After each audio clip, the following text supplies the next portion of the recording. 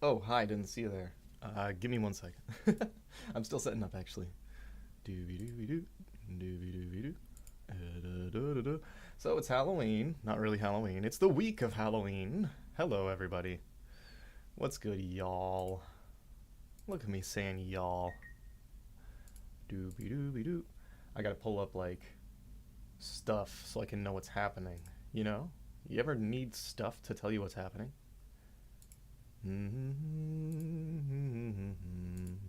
So, oh, echo. There we go. Hello, Yulin Spiegel. Good morning. But it's 2 p.m. where I live, and I guess it's nighttime around you. Hello. Today I'm playing a spooky game because it's October-ish month time. There we go. And now I'll be able to keep track of my mic volume and look at chat. Hello. I'm in my dark, scary bathroom today, and we're playing Growing My Grandpa. I got some salmon smoking in the other room, so not in the other room, but just on my back porch. I'm smoking some salmon, so yeah. It's an hour before midnight, but there's no time too late for a good morning. True, so true. The game shouldn't be too loud, TM, but let me know if it's like outrageous. I want the game to be kind of loud, but you know, because it's a scary game. Scary game needs atmosphere. Atmosphere equals loud. You know. I'm still setting something up. Just 1 sec. Pop out chat. There we go. Now I can see. How's the grandpa coming along? You know, he's coming along. Configuration. This game does not save your settings. Alright, there we go. So, I've never played this. I've never seen any gameplay of it. It was recommended to me on Steam. Right now the ambience is louder than me. Okay, I'll turn it down a touch. There we go. It'll still be kind of loud. But there we go. Okay, Growing My Grandpa. This game was recommended to me on Steam, and I have not looked up a single thing about it, nor have I ever played it. But it looked right up my alley. But let's start. I think it gets more quiet after this. View the tutorial? Why not? Oh, my timer's going off. Hold on. Let me go tell the Alexa to turn my timer off. Alexa, stop. Hi, ready, guys. Yeah, sorry, I had to tell my robot to stop yelling at me. Oh my gosh. Hold on. Things are weird right now. Weird things are happening in my whole house.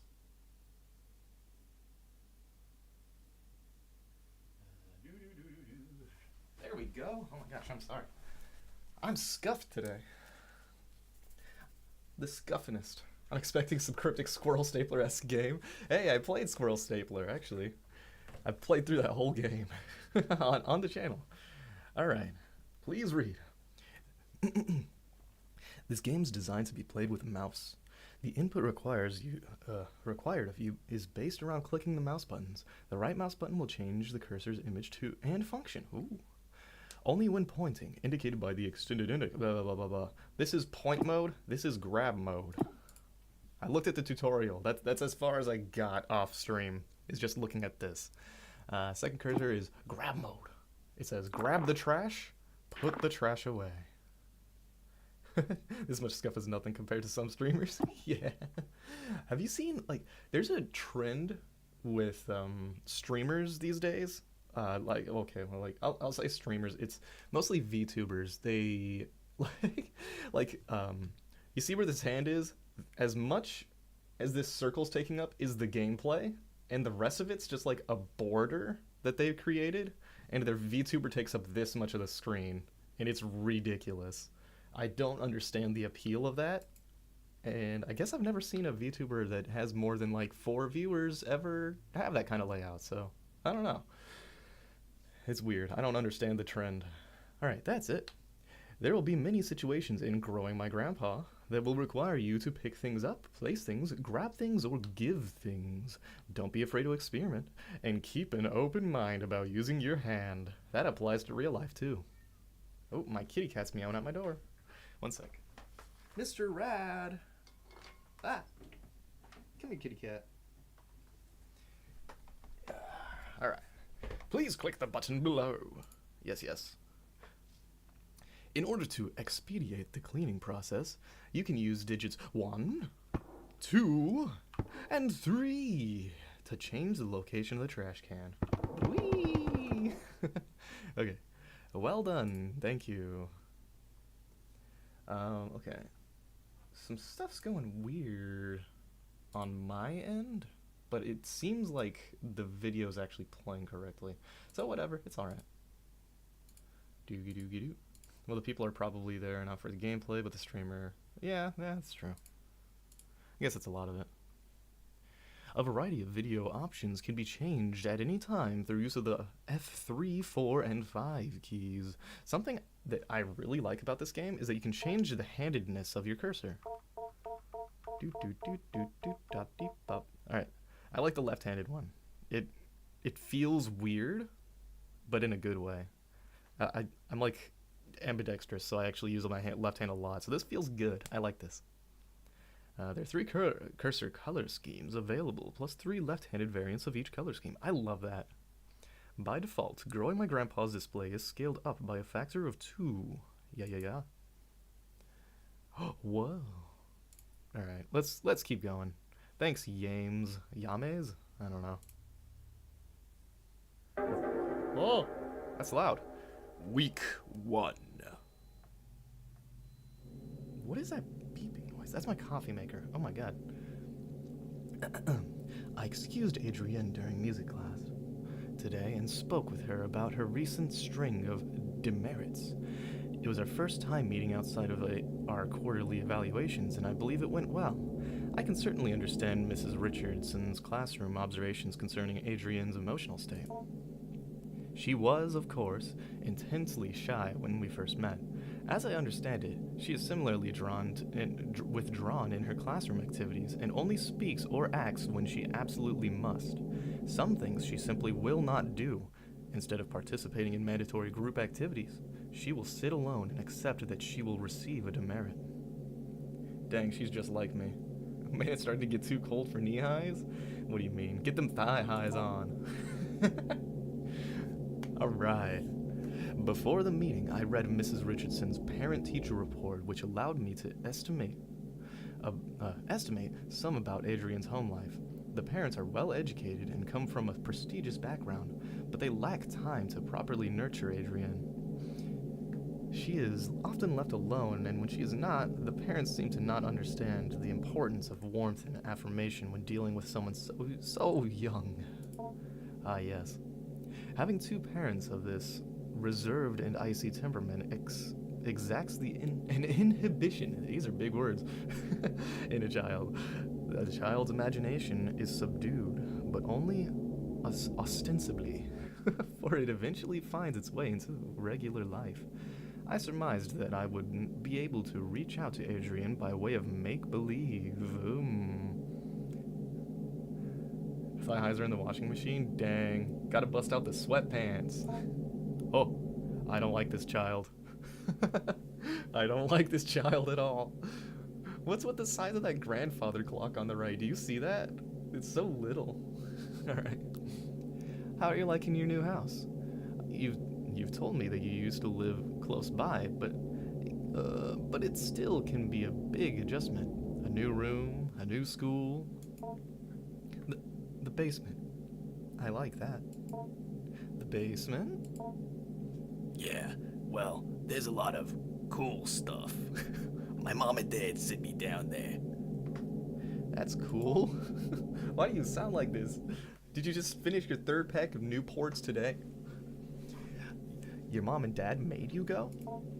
Yeah, but there's lots of cool stuff. Well, that's not why they sit me down there, though. The clock is almost half as tall as the child? Honestly, they could go, like, lean against the top of it. Why did they send you down there? fighting. They were fighting, shouting. I came in to help, and they shouted at me. They said, "Go clean up downstairs." So I went. That sounds tough. Do they fight a lot? No. Well, they... It's alright, Adrian. Maybe you can tell me more about the basement instead. Okay, handsome. Well, it was weird at first, but the stuff down there... the stuff down there was weird at first, but cool. I found something living. Sort of. That's very interesting, Adrian. Please tell me more. By indulging her in her fantasies and stories, I was able to glean more of an understanding from Adrian's anxiety surrounding her home and parents. The child sounds like he's about to tell them, "Colonel, I'm trying to sneak through the facility, but my cake is getting in the way. I'm trying to sneak around these guards, but my ass cheeks keep clapping." Did you know that the voice actor for Snake actually, said he would drink a bunch of milk and smoke several cigarettes in order to, replicate the Snake voice every time? Crazy. Alright. The symbols of Adrian's story seem to carry their own traumatic weight, and her exploration of the basement may very well be a vehicle for the conveyance of her anxiety. However, whatever might come of our next meeting, whether she will engage in similar make-believe, I will set down her story here. Yes, this is all make-believe. Please don't believe this child. Adrian's story begins with her delving into the basement with a trash receptacle and the goal of cleaning up. She discovered one of the walls was covered in plastic bags. She went to investigate, intent on tearing away whatever they covered. Don't do it! Don't do it, kid! Ping, ping, pong, ping. What? Okay. Oh. Ruh-roh. It's grandpa time. So the trash can's right on my character, so I'm gonna pretend like I'm feeding myself this trash. Alright. I mean, I can change the location of the trash can, but I think it's funnier this way. Alright. Upon removing the plastic bags from the wall, she noticed their interior lining was covered in glass. She shouldn't go down there. Invasion of property. Oh no. You're renting out the basement? But it's in your lease that they can enter whenever they want. Dude, that's so messed up that, that's in leases. A landlord should be scared of, honestly, I think it's a commonplace thing where, landlords enter a premises that they're allowed to, but get shot because people think that they're getting broken into, right? At least in the US. Alright, upon removing plastic bags, covered in glass. Like a window, I offered. No, she said, like a mirror. Reflecting inward toward the animal they covered, I gently asked her what exactly this animal was. Here's where the material reality of the story took a turn for the explicably fantastic and imaginary. I'm not so sure. Whoa! It's hairy! Upon her discovery of it, at her gaze, it grew. It extended, its shaggy-haired self. Hair like the fur of a dog, I offered. No, she said. Not the fur of a dog, nor the hair on her head. It grew outward toward her, the animal's hair reaching out. It was hard, standing almost straight, like the hair on a brush. A bristle, I offered. Yes, she said. She was very afraid at first, but then very curious. I asked her what else in the room. What else was in the room? What else in the room, bro? More things hidden away, she said. Things of Grandpa's as well. First, she found a hidden passage under the stairs. Inside were strange dolls, magic objects, naked, faceless figures. I heard these cryptic utterances and merely nodded. In order to keep the game of make-believe going, I only pressed for details where I thought necessary. The faceless dolls could be a simple metaphor for the anonymity she feels in her own home. The hidden passage. I am unsure of what to make of that. So this is a good time. If you're squeamish, this is like apparently like a body horror game, like Cronenberg style, very spooky and gross. So yeah, take that as you will. I don't think it gets too graphic, just kind of gross looking. All right. The revealing of the concealed seems to be thematic in her fantasy. The door under the stairs is but one example. Good grandpa. Good boy. Ooh. I don't like the cracking of my knuckles when I grab. That makes me uncomfortable. Alright. What is it? It's Grandpa! Alright.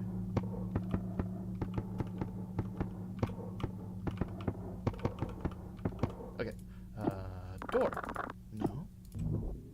So, I don't like this. Okay.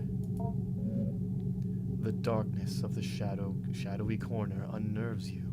You cannot explore here without some form of light. Can I... Okay, I was gonna look past it. What that? What that? Do-do-do-do-do-do. Okay. What that? Okay. A nice little cubby. Oh. Trash pile? It's me! Ooh woo. Look! You found me in the corner. Alright. Oh. I don't... the caulked off little thing in the corner. I don't think I should remove the ceiling of it. Once she removed the panel and found the magical hidden passage, she was very specific about what she took. She found a magic book, a magic doll, a photo of her late grandpa, and magic glue. Ah, that's cool. Okay. Magic glue! All-purpose glue. It's just Elmer's. Okay. X. Hello, doll. It's so cute. A slouching doll. Its material is rough and coarse. Let me search again. Oh, there's trash. Oh. Let me clean the rest of the trash before reading that. Doop, deep, deep. Oh. Deep, doop. All clean. This space will not be dirty again until next week. Oh boy. Eurasian steppe shamanism and the fusiform gyrus. An interdisciplinary study of sympathetic magic and dissertation by Jacob Hart. Thank you, Jacob. This is just one entire trip caused by an excessive sniffing of magic glue. You're right. This is like the kid walked down there when they were still painting or something, or someone spilt gasoline down there. Just huffing gasoline, huffing glue. Papers crudely bound together form a book. I'll read it now. I already did this. Oh, wait. The impetus of this research was the recognition of a particular pattern in fragments of documents relating to magic and magico-religious practices. Numerous sources were drawn from: commentaries on laws relating to the banning of sorcery and necromancy, compilations of folk charms relating to love spells, hagiograms of saints and their encounters with devils. The list spans many centuries and great distance, from the Levant to the Khazar. Khaganate? I don't know. To the border of modern nation-states of Russia and Kazakhstan today. From this paper trail arose a consistent account about a certain form of magic relating to the binding of demons to a sorcerer's will. A demon called the Heaven of Needles or the Angel of Needles, was known to be kept best by shamanistic keepers of wards. This is a lot of words. Whether by birth or through development causes. I wish I had my pointer right now. I can't like use my cursor to follow along, but okay. Developmental causes like a stroke or head injury. Okay, it was known to be extremely effective, but terribly dangerous. So much so that it became outlawed several times and was generally a popular scapegoat relating to unexpected death. This nexus of magico-religious meaning-making, sorcery regarding human-related desires, and history of science and neurological disorders related to the fusiform gyrus is where the subject on this dissertation will reside. Talk about a run-on sentence. Oh my gosh. I will outline further and then analyze the historical sources I mentioned previously when I go into the neurology of mystic and magio-religious experiments. Alright. After that, dude, I'm done. Alright. Grandpa! Hi, Grandpa! I didn't mean to scream when I saw you, Grandpappy. I'm sorry. Mr. PhD. On the reverse side of the photograph, there is more text. Good luck on your trip to Arouse. Stay warm. You got it, Grandpappy. We interrupt this program to ask what she did with these magical, mysterious materials. Grow, Grandpa, she explained plainly, and then without missing a beat, she continued on her story. Grow, Grandpa. Are you okay? Is everything okay at home? Let me double check something on my other screen. And we're Gucci, I think. Are we Gucci? One sec. I can see why the body horror warning was necessary now, just from the Grandpa picture. That's so mean. Okay. The Grandpa was very scary. I'm shaking, crying, and peeing my pants. Feeling this was a potent symbol, I stopped her again and asked her what she meant. Somewhat puzzled, I did not understand immediately. She explained slowly. Grandpa lives in the cage in the other room, the cage behind the door. They grew people in the cage. Who's they? Grandpa, can I go see Grandpa? What is this hair pile? I'm gonna be asking a lot of questions. Alright, let's see Grandpa. Oh no. A note on an experiment from January 4th. That is definitely not a date, that's 1 out of 4. Okay. Read now. For the sake of university policy and the health of any future career you'd hope to have, you will abide by the non-disclosure contract you have signed. Do not break the anthropoidic vacuum without my prior consultation and approval. And any anthropoidic forms brought into the enclosed area must not be left unattended. When not in dormancy, the sample will attempt to take anthropoid shells. Please see shell notes. Okay. Wait. 1 sec. Continue. Ooh. Come on. Oh. I just skipped a bunch of words because I thought that. Do I have an inventory? I do not. Okay. We'll only read part 1 and 4. It's fine. Regarding growth cycles, every time Whiskers regenerates and leaves dormancy, it is to be logged as a new propagation. The sample's bodily existence cannot be illegible, i.e., a part cannot be cut from the whole, so there can only be one living propagation. I'm a word skipper on accident.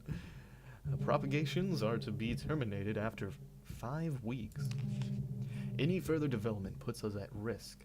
Termination procedures will be posted and followed with extreme care. With all of that out of the way, I want to welcome you to the project. I look forward to working with you. Dr. Hart. Thank you, Dr. Hart. All right. A hastily written note. I have repeatedly called your homes to no avail, and so I am forced to leave this here for you all. I found William sitting in the corner of the enclosure area, seeming severely concussed. Whiskers was gone, in none of its usual hiding places. I immediately suspected the worst. Did he eat Whiskers? Damn, you a flat stonk? You be skipping all over things like what? All right, you're right. It was an accident. I wish I had an inventory, man. Let's see. Whiskers was gone, in none of its usual hiding places. He definitely ate Whiskers. The project thus must be suspended for now. I'm leaving up the usual mirrored coverings we used to keep the anthropoidic void sealed. Anthropoidic void is a very good username. That'd be a great, like, Discord name. I have done my best to lock up everything on such short notice. It is a hasty fix, but it will require some time to find a more permanent remedy. I'm honestly hoping you do not find this note, as I intend to lock the house down too. I intend to race off to you to receive your lockbox keys. Do not worry about William's key. It will be the rest of his equipment is almost certainly deep within Whiskers now. Ooh. I pray you do not enter this room. No matter how it may appear, William cannot be helped. It is only being kept alive as a means of continuing predation of the rest of us. I will say once again, no matter the state you may encounter William in, he cannot be helped. I have sympathy for the young man, I truly do. But I found on his person several photos of his late sister, which would imply certain risks he knew he was taking. Our extant research materials have now become possible liabilities, either criminal or professional in nature, so I have stashed them away. I believe I'll let you all know that I might do this if we were ever to experience an event such as this. I hope you all remember what I told you. So long. Goodbye, Dr. H. Dr. Hart, probably, right? Enter the Sandman. Beyond the door, in the room, the cage was hidden, concealed in another cloak of inward-facing mirrors. I don't think I should take the mirrors off. Hey, you know what? Let's see exactly how bad we can get things. A hidden cage lined with mirrors. It is strange, almost poetic. The elaborate fantasy of self-reflection, concealment, captivity. Dr. Hakma? Hakma nuts in your mouth? Hakma these nuts? Yeah. Ooh, tarp. Let's see the tarp. Remove the tarp? Nope. Okay. What do I can't do anything. Excuse me? Did I break the game?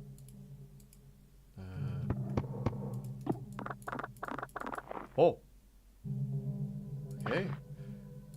I don't know what these are. Tape? That's definitely tape. At the cage, she finally cast her spell. But it was confusing, she confided at first. She took the magic doll, the magic glue, and the photo of her grandpa. Oh, my tablet's about to spontaneously give out? No! She combined them. She wished very hard. I can only assume in this fantasy that next her wish would come true. In what child's story would it not? She wished for Grandpa. Oh no. So, I used the glue. Particular human representation. Generic human figure. Grandpa. Doll. Glue. Ah, yes, that's my grandpa. A tangible symbol of the intention and desire. Very good. She put Grandpa in the cage, assuming that was part of the ritual. She was not clear on how it worked. What precise instruction she could glean from her grandfather's magic book was complicated by her reading comprehension. She wished with all her heart, and then she told me she waited a while for something, anything to happen. And after that time, she began to cry. I cried really hard, she said. I cried really hard, she said.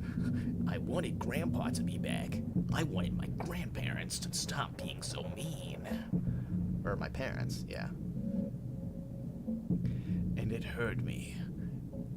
I heard my wishes for Grandpa to come back from my parents, to be different.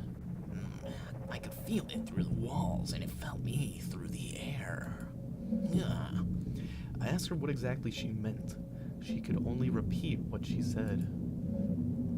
By this time, lunch was almost over. I said goodbye to Adrienne, and she left to rejoin her class.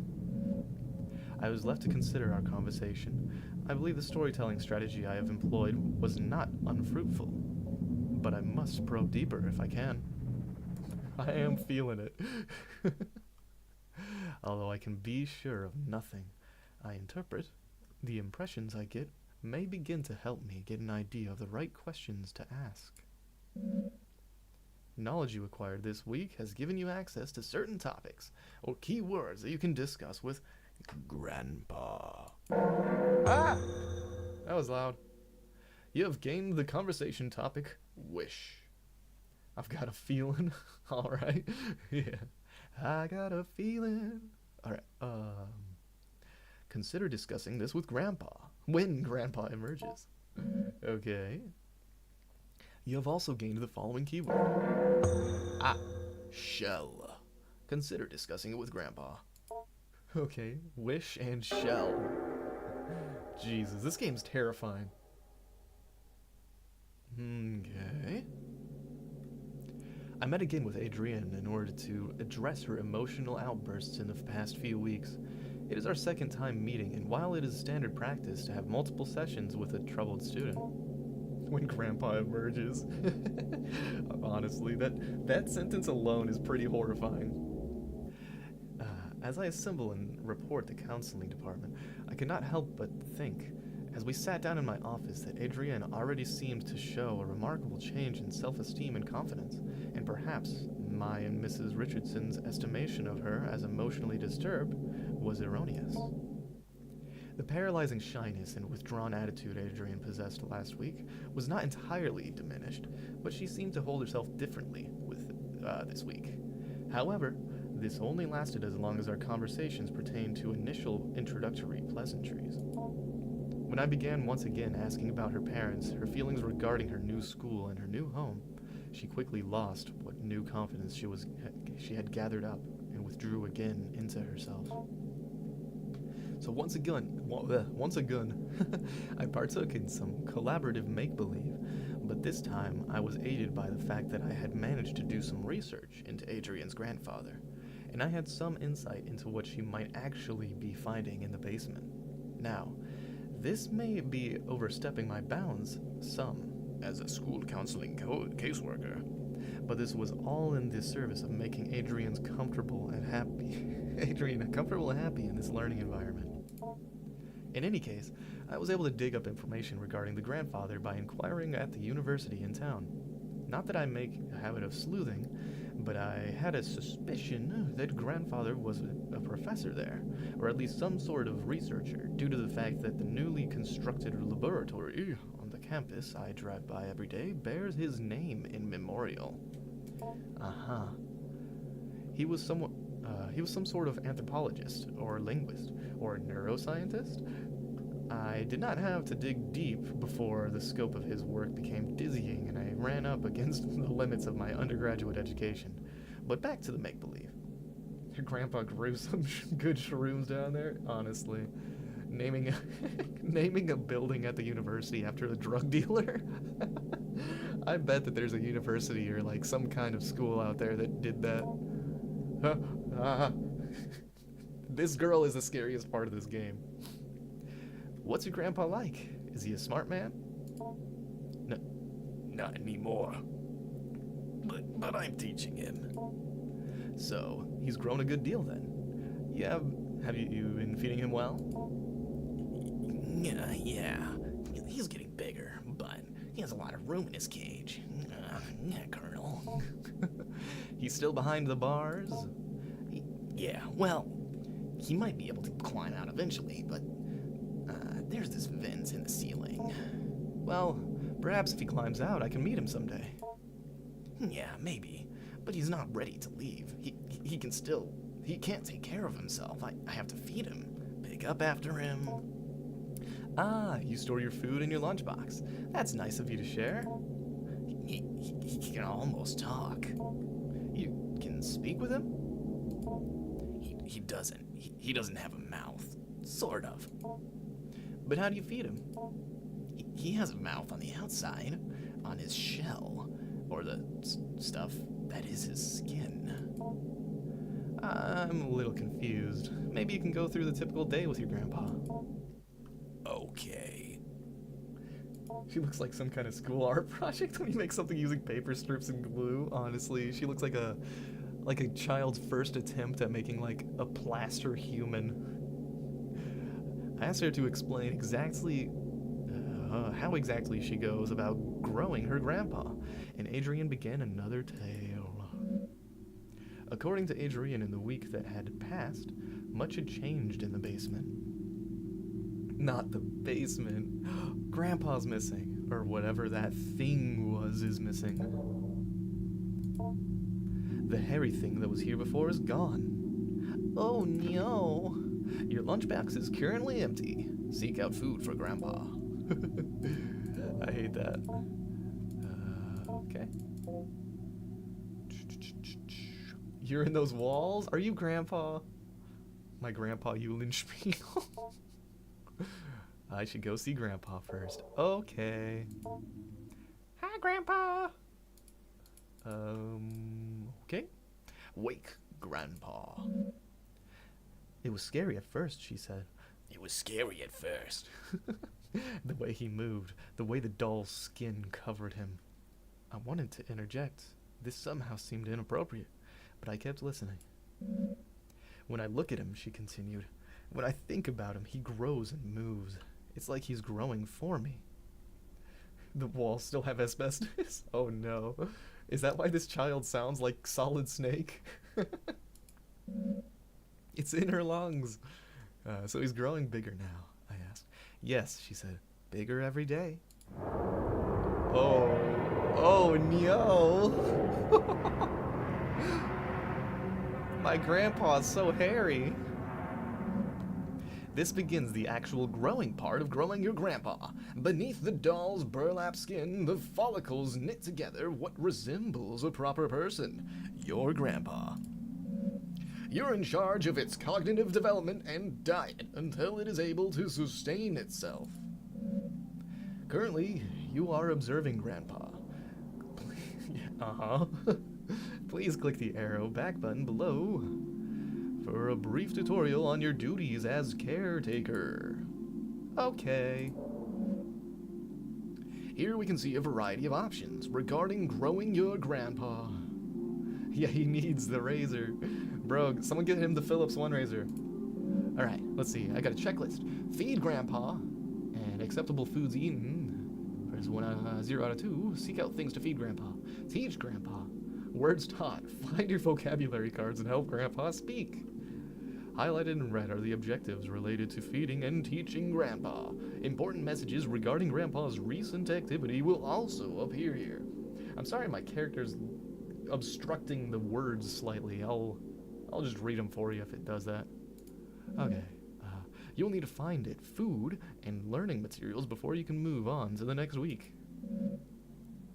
Some foods will make Grandpa happy, others merely content. Some foods will make Grandpa disgusted to the point of nausea. Learning material is also scattered throughout the basement. Seek out vocabulary cards intended to help teach English and basic anthropoetic concept formation. The options highlighted in red are related to navigating around Grandpa's enclosure. When will Grandpa be big enough to be eaten? Oh, you'll see. He's plenty plump already, but, you know, we gotta fatten him up. The Go to Grandpa option will let you perform all actions directly related to Grandpa, like feeding, teaching, and observing. Accessing the study corner will let you go over any documents you pick up as the weeks go by. It's a good idea to learn about the work of the people who last occupied this space.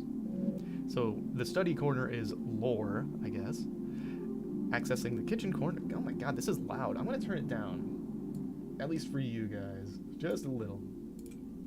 It'll be just as loud for me, though. Accessing the kitchen corner will let you search for food in the old refrigerator and prepare food for Grandpa, if need be. The help button will replay this tutorial.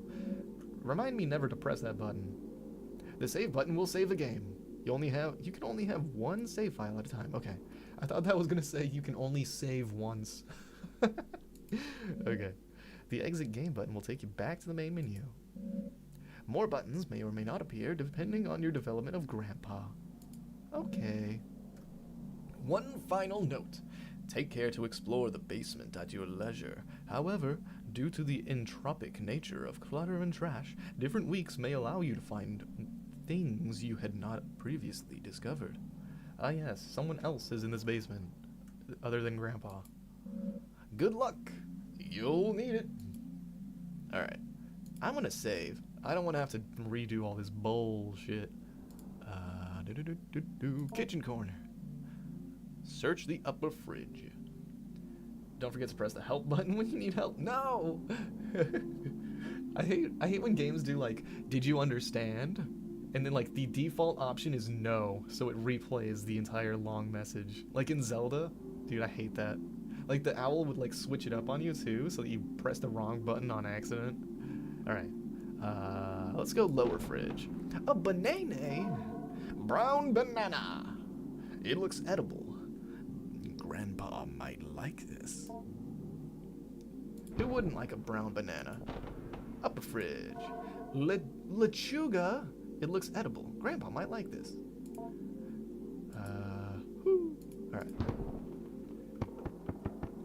I'm gonna keep the trash can on the right side, because it's near all the other buttons, right? Okay, prepare food. Soft fruit or vegetable. An unappealing item. Oh no. A banana. Uh-huh. Okay, let's find something else. Let's find an unappealing item to feed Grandpa. Let's look at Grandpa. You examine Grandpa, noting its movements, respiration, and general mood. Grandpa seems sort of sluggish and bored. You get the feeling it may be more content and readily cooperative once fed and taught a word or two. You don't like your bananas brown? What do you mean? All soft and gross? You don't like gross bananas?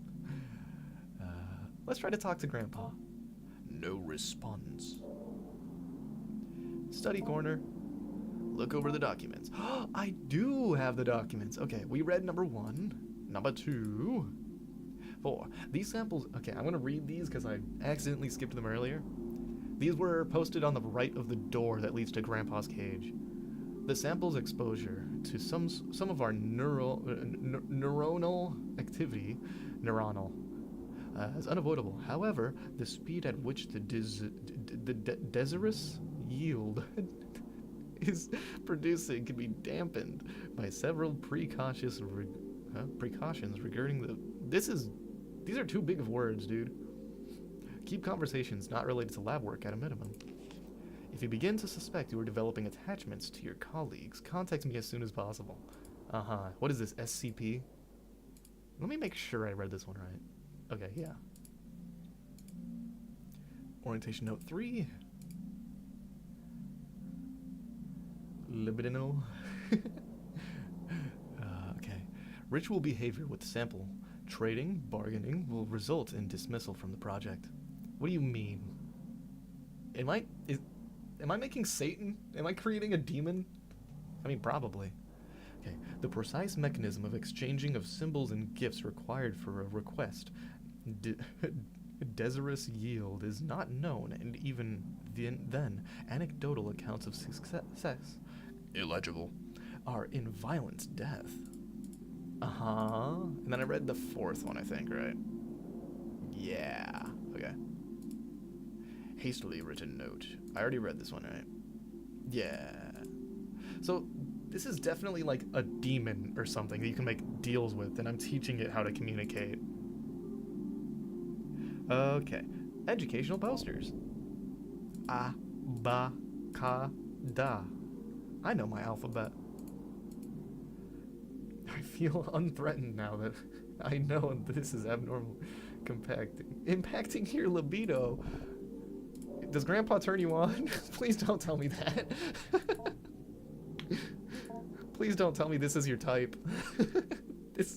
I guess he's kind of phallic shaped, but I don't think you want hair all over that. Okay. I can't say I see the appeal of Grandpa right now. Medical imaging devices. Maybe he'll get more sexy as time goes on, you know? Okay. Doctor's notes. Okay. Power! Oh, power! Oh, that's for x-rays probably, right? Seems like it's for x-rays or slides or something. Libidinal I have no idea. I'm gonna look that up. Libidinal definition. Relating to the libido. You're right. I was just gonna ignore the word, and now you made me feel more uncomfortable from the game. You know, it's okay. I'm not too uncomfortable yet. Acceptable foods eaten. Alright. The game said that the subject can affect you. It'll just make me horned up. Grandpa. Okay.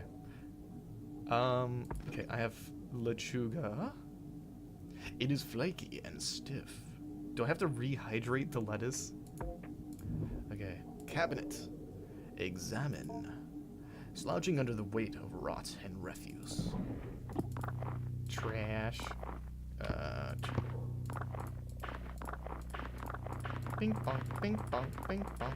Can I change my hand that I'm using? And like grab two things at once? I don't think I can. Oh! What that? I'll clean. This space will not be dirty again until next week. Blueberries. It looks edible. Grandpa might like this. Can I feed Grandpa Blue Chew? Get Grandpa rocked up. Okay. Top drawer. Are those AirPods? You know, they kind of do look like AirPods. You just got 3 of them. Top drawer. Oh boy. Is that a face? That is definitely a face. I don't like that. The fuck are these things? I don't know what I'm looking at. Ah, yes, more faces. All clean. This space will not be dirty again, blah, blah, blah. An account of an acquisition. I can examine it in detail later at the study corner. I want to read now, though. Before we began, he had us all cover our faces completely. An earthenware pot was illegible, and now, on the inside, as we stole brief glances at it, we could see the interior was inlaid with mirrors. The illegible gave it small pieces of dough, spoiled food, chicken feed, keeping it content. Looking for him to...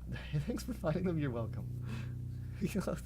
That's where you left your pile of faces? Oh no. The keeper gestured toward the small bag where the food composted and told us to be careful not to feed it any meat. I asked if the rotting food was enough to sustain it, how it might get nutrients from any of this. The keeper regarded me seriously and said it did not matter what it was fed. The act of feeding itself was what mattered. The act of feeding flesh is another act, however. He then gave me another series of grave warnings regarding not keeping any animal-derived foods anywhere near where I might be keeping it. All clean. Ah, yes, that looks clean to me. Ooh, get that lock. Get that dirty lock up there. Okay. Safety, 1951. Hey, what's up? It's time to wake up. Forgot to tell me something about crossing the streams. Ooh. Don't cross the streams. No. Try to imagine all life stopping instantaneously as I cross RuneScape and Cookie Clicker. That's good. Oh, I watched what the fuck was it called? Pandorum. Pandorum was super good. Some of it was like kind of like weird in a way that like kind of doesn't make sense, but in general I really liked the movie. Super good. Let's look at this trash pile. Examine the trash pile. It's just a mirror. It's me, the trash pile. Search painting. Rink. Bonk. What that? A folder full of radiographic images. Ooh, I knew it was gonna be x-rays. Okay, search the trash pile. I'm searching myself. Vomit! Fiberglass insulation. This isn't really food. Grandpa might eat it, though. Mmm. I'm streaming that cross and crossing that stream. All clean. Yay. Okay. Trash pile. Examine myself again. Hey. It looks just like me. A simple paper doll. It might be useful in the construction of magic symbols. Dong ding, dong ding, dong. All clean. Looks clean to me. Can confirm fiberglass insulation is not food. Please don't try. The waste here smells particularly strong. Great. Okay, I think that's everything. Oh no, more trash. God damn it. I ate the fiberglass like a spaghetti. Ooh, what that? Corroded battery. It's a 9-volt. It isn't really food, but Grandpa might eat it, however. You ever try to... You ever lick a 9-volt battery? Did that when I was a kid. It felt tingly. All clean. Hello. Linguistic module. Vocab. Teach Grandpa this word to read the notes of past educators. Module administrator will be recorded. Details on opposite side. Will record details. Okay. Bulbous growth. Huh. Something appears to be growing from the wall. You take a closer look. Ah, yes. I want to look closer at that thing. I have, however, disassembled one and eaten the lithium strip. I guess that works. Huh. You know, lithium's actually used for treatment of bipolar disorder. It's very... I don't know. It seems... I don't know how it helps. I guess something about, like, it helps a neurotransmitter or something. I don't know, dude. When I learned that, it was wild. A pulsating sac. The slimy membrane that is its skin seems to contain something. It might be able to be opened with a blade. That's my first thought when I see pulsating sacs. I could open it with a blade. The darkness of the shadowy corner unnerves you. You cannot explore here without some form of light. Oh yeah, I tried that earlier. What the fuck is that? I don't know. Never seen it. Okay. Let's feed Grandpa. So let's save the game. Cause I got a bunch of stuff. Look over the documents. Nah. Medical hanging device. You slip the radiographic images you find into the machine's display. Bonk. Grandpa.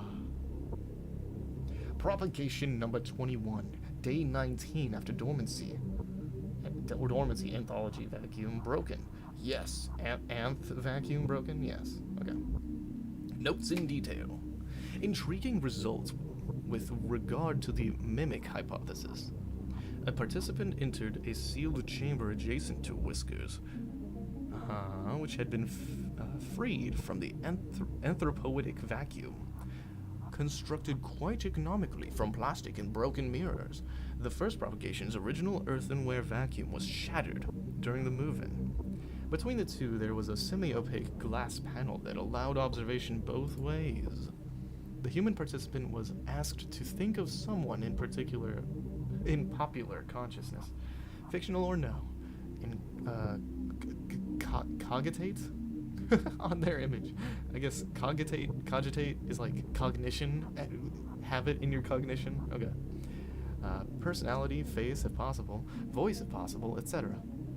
Our participant chose Jesus of Nazareth, and with weekly repeated exposure to the participant's imaginings, propagation number 21 began forming what resembled an anthropoid Nazarene with the fold of its spines. That is terrifying. Previous human-oriented tests have always bore out a result that Whiskers would form an anthropoid team member, be it me or Dr. Hart or Gerald. And we assumed it was merely mimicking one of us.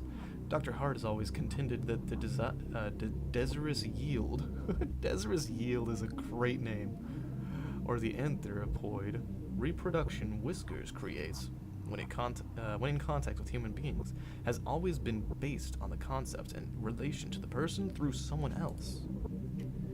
With this framework, the Desirous Yield is not actually a replica of a person, or if it is only a replica of the fiction of a person generated from the mind of another.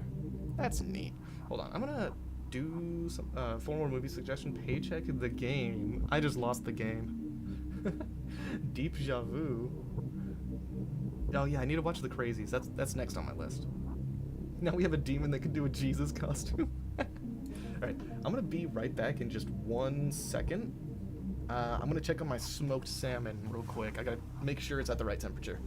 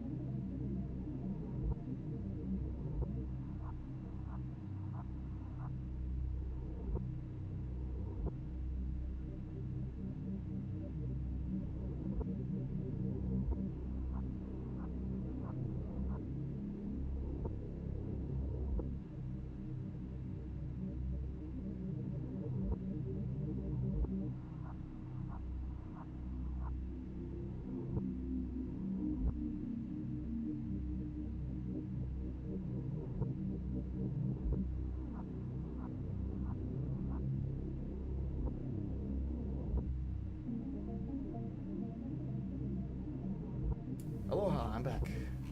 Sorry about that. My salmon is still at 150 degrees. Still good. Okay. Rolls out the salmon and lights its in on fire. Yeah. I bet salmon would... Smoking a fish in, like, dried up, smokable form would be horrifying. Alright. The Desirous Yield was not Jesus Christ, but the participant's image of Jesus, assembled from their religious upbringing, religious artwork, depictions in popular culture, etc. This radiograph was taken right before the destruction of the growth cycle, while Whiskers was rendered unconscious via fumigation. It seems like with every successive propagation, the stem cells in the organism work a little faster, but I'm not paranoid. It's technically deathless, yes, but we're burning up whatever knowledge it gains when we incinerate it. I don't believe in magic just yet. Okay. Ooh, another one. They just gassed Whiskers. They gassed him up, yo. They got him zoinked. Absolutely zoinked off my gourd. We have taken to calling it Whiskers. But isn't this supposed to be the first one? Whatever. Or second one. Propagation number 2. though of course some have interpreted it as hair or needles or quills, but whiskers is more accurate, as the needles are really more like suprasensitory follicles or spines.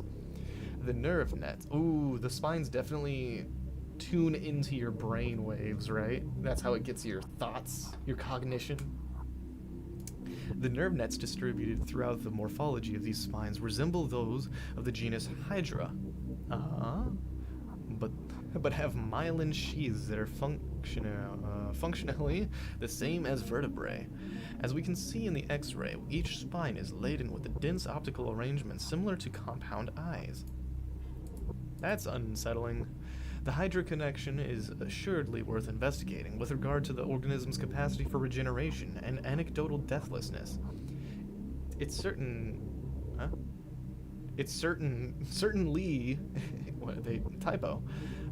is a robust enough creature to inspire marvel that is not untinged with fear. Is Hydra? That's starfishes, right? I don't know. What is this? What am I looking at? Propagation number 14. Day 14 after dormancy. Anthropioid or whatever, vacuum broken, blah blah blah blah. Robusti, what's up? Normal drugs, how you doing? The movie Fallen is also good. I watched the Jackie Chan movie 36 Crazy Fists, or 37 Crazy Fists, yesterday as well. It was pretty good.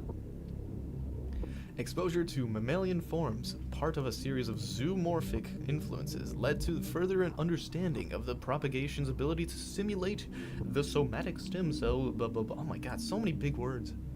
I write simulate in the previous statement because examining the tissues of each propagation leads me to believe that its amazing capacity for accelerated growth of vastly different forms comes from its cell-level mutability.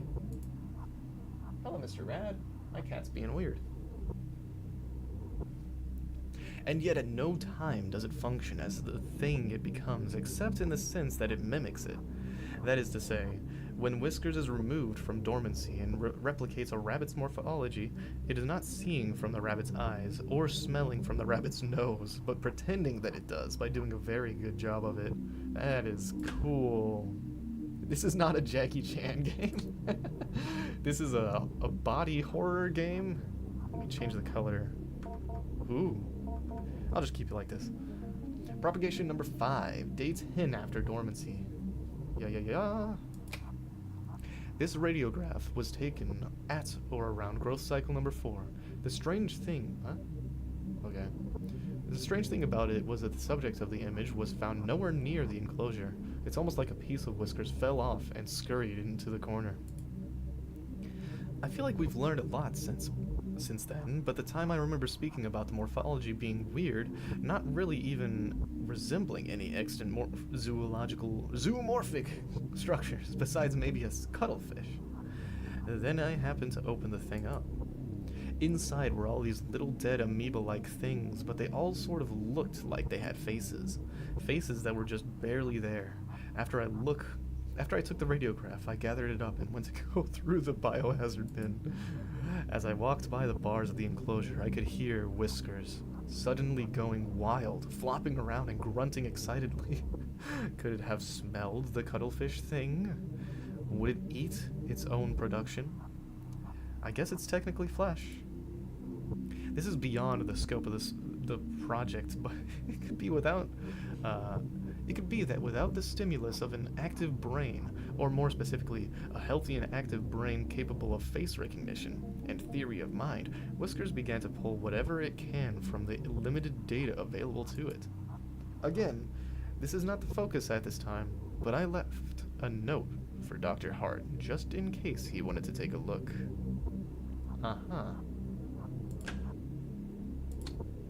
Okay, and that's the end. Pink bonk. Ooh.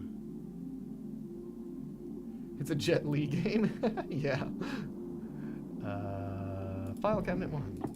Oh my god, there's so much searching in this game. What is that? Cashews? I thought that was intestines. It looks edible. Okay. Read now. It was said to pass from one family of steppe people to another, but pressed on its ultimate origin. Somewhere to the south, coiled in a bowl covered in incantations, buried upside down by a graveyard. Demon trap. The keeper, an elderly man in failing health, was ready to expound on and on about the dangers of the organism, but when I asked more pointed questions about the history of the acquisition, I was given curt responses that had a way of circling back to vague warnings.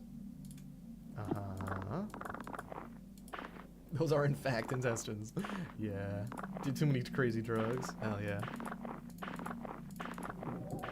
Too much ketamine. This entire game is a K-hole. Alright, file cabinet 2.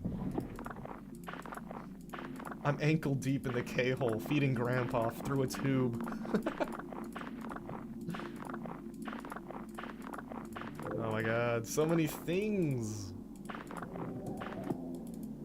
Alright, Grandpa. Linguistic module Grandpa. Cabinet 3. Do I get multiple things that I'm allowed to, like, teach Grandpa? Could I, like, change the end of the game by teaching Grandpa incorrectly? I wonder. Grandpa about to ask for key bombs? You're right. Oh no, there's a false bottom to this drawer. You removed the taped down fabric to reveal the cabinet's wooden bottom. I knew it!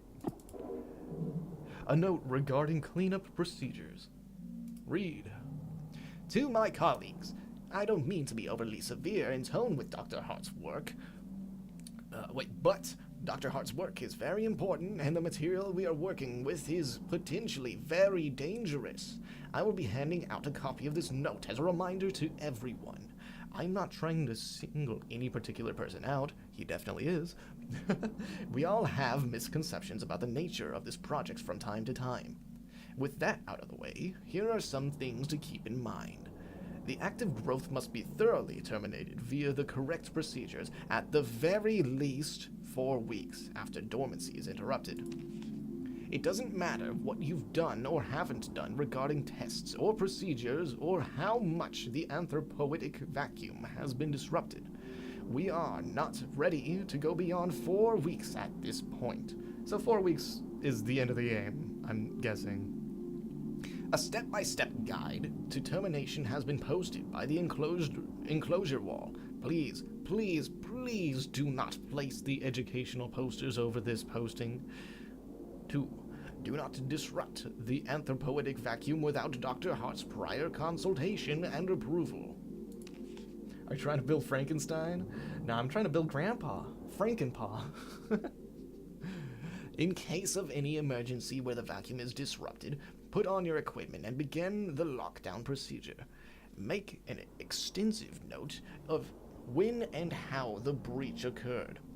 If you find the habitat empty, page Dr. Hart immediately, but do not attempt to speak with anyone else. This thing can get very smart, I'm sure you're all well aware, from the stories we have heard of our acquisition trip. The greatest caution should be used when dealing with potential aggressive mimicry scenario. Please, seek me out if you have any more questions. Ah! Biohazard bin. Consider discussing this when Grandpa emerges. I hate that. El Chapo's brick. Yeah. That's gonna be Grandpa's first phrase is, "Where's a brick? Give me the brick, bro." Notation regarding sample exoskeletons. Research participations, please take note. Each growth from a cycle does not require a shell, but you may find a sample will often try and seize on something somewhat flexible it can grow into, along with any desirous yield it may generate. Or else it will move from one shell to the next as it outgrows them. In the small amount of time I have spent with it in preparation, I've noticed it tends toward human forms. However, We should keep a tight lid on the anthropoidic seal in order to... Blah, blah, blah, blah, blah, blah, blah, blah. Don't let it mimic humans, or whatever. You got it, dude.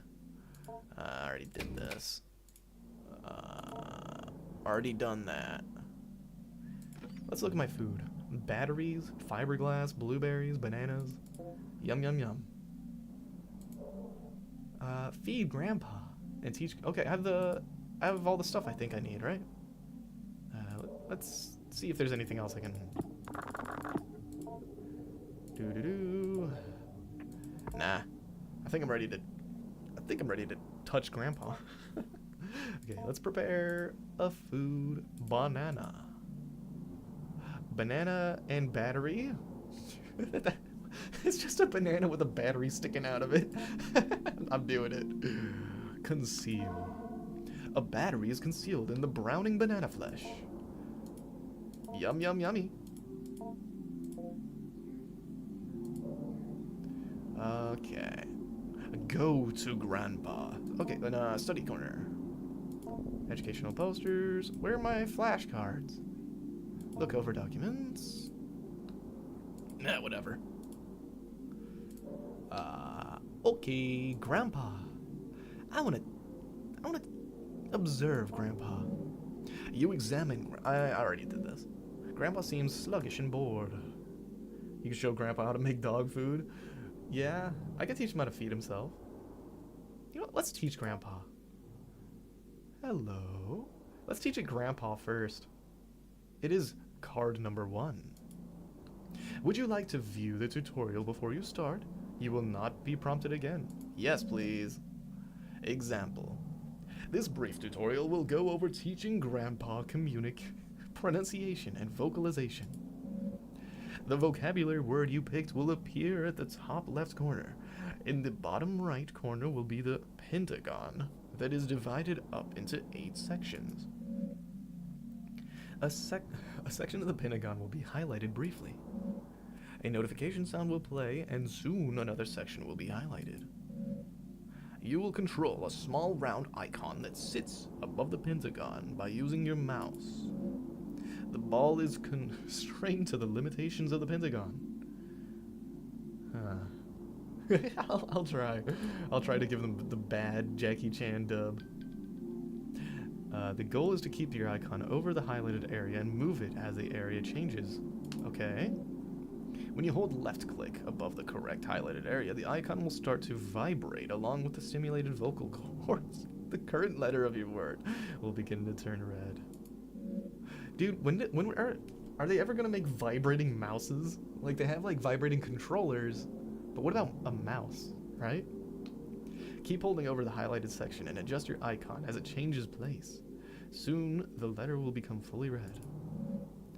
After every letter becomes red, Grandpa will proudly pronounce the word to you, and it will be considered learned. Okay. It is very creepy, Simon says. Teaching Grandpa these words will accelerate its cognitive development and lead to further breakthroughs in general intelligence. I'll teach word Grandpa. You approach this. Ah! Okay.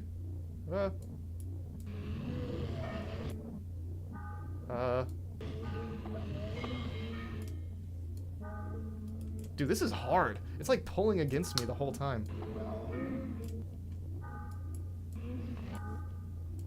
Oh my god, what? Dude, it's like... this is insanely difficult.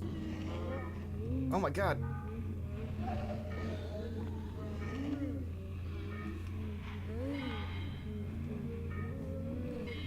I'm having to constantly move my mouse in the direction I'm trying to teach.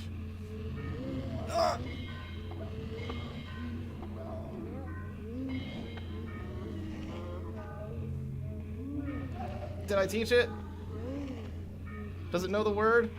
Oh my god. Deep within Grandpa, strange membranes. Strange membranes phonate confidently. Up that DP. Nah, it's alright. We good. Having completed the lesson, you take a look at the back of the vocabulary module card, and the notes there written by administrators of the past. Grandpa, part of vocabulary and vocalization module E81, family. General pronunciation comments. Usual trouble with articulation, voice, thin and raspy, possibly underdeveloped larynx. Module comments, see below. We have done several sessions of what we are calling familial relation stimulation. That sounds like a very discounted, naughty video. Familial relation stimulation, or simulation. I and a co-researcher sit in chairs opposite the enclosure. We are wearing the usual masks, and we begin to act out a certain scene, mostly through improvisation that might roughly resemble a kitchen table conversation between an immediate family. Repeated trials would reveal, although the simulated conversation was purposely vague and unspecific regarding persons and identities, we would only address each other as brother, father, sister, etc. It soon became apparent that the encoded information and associations we unconsciously drawn upon when hearing and speaking these words was being picked up by Whiskers and the psi-type field of reception. So it was picking up on, like, their subliminal thoughts. My coworker and William noticed this in a simulation where Whiskers was given a role as a sister, and he as a brother. I was a father. Whiskers began responding to certain prompts with unusually specific as well as a general pattern and timbre of speech that continued with unusual consistency. As soon as the simulation ended and we left the enclosed area, William let me know that Whiskers was almost certainly drawing from encoded memories of his late sister, mapping out exactly what regions and centers of neural activity were intercepted by the psi-type field. Will take extensive neuroimaging that will not... Yeah, we sure don't have the technology to do MRI scans in this basement. However, our experiences so far are eerily in line with the folk knowledge and folk explanations regarding the being's access to desires, and we can begin to infer that it has access to certain portions of the limbic system and the ventral temporal cortex. Grandpa probably gives sloppy. Yeah, probably. It's probably so good. Sloppenheimer. 3 hours of Sloppenheimer got me just howling. You step away from the bars and store the module card at the document table. So I learned Grandpa. Let's feed Grandpa. Let's observe Grandpa, actually. You examine Grandpa, noting its movements. Sluggish and bored. Okay. Feed Grandpa. Would you like to view the tutorial before you start? It will not be prompted again. Okay. This brief tutorial will give blah blah blah blah blah. Let's see. Unprotected insula. What? Grandpa has simulated the production of tooth enamel and to mimic a human mouth. It will need to be fed through this in order to properly learn and grow. 3 hours of Sloppenhauer would have you smoking fish on the bed. For real, for real. Just like me. First, you will need to select an item from the lunchbox. Click on the lunchbox in the bottom right corner. The contents of the lunchbox will be displayed. Select an item for the lunchbox. Doing so will fill your hand with this item. Note that any food can be put back into the lunchbox by clicking blah blah blah blah. Before Grandpa can be fed, it must be judged. It must judge the food by smell. However, your hand above Grandpa's olfactory bulbs. If Grandpa is pleased, it will allow you to feed it.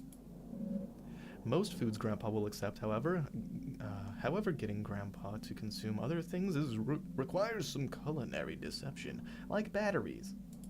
I hid a battery into a banana. When Grandpa is willing to be fed, hover your hand over its mouth, not his mouth, and click. Grandpa will then consume the food. Good luck on feeding Grandpa. Thank you. Feed Grandpa. You approach. Okay. Click on Grandpa's nostrils. Okay. If he's enticed by the smell, click on Grandpa's mouth to feed it. Left of his mouth by a handful. What? Where is the nose? Left of his mouth with a handful of food, okay. Concealed battery. Is this the nose? Please smell it. Grandpa is unable to detect the naughty things I hid in the food. Is Grandpa happy? Although quickly consumed, the meal seems to be causing some indigestion.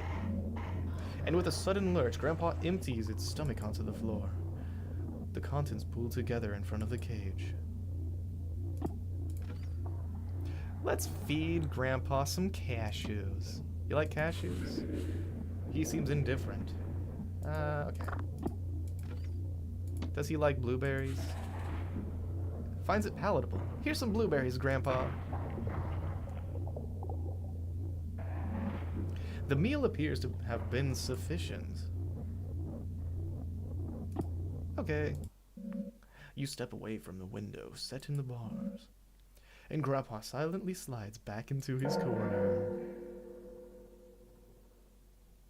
Can't believe he did that on the property. You better clean that mess up. Stay up the laneway. Don't come on the property.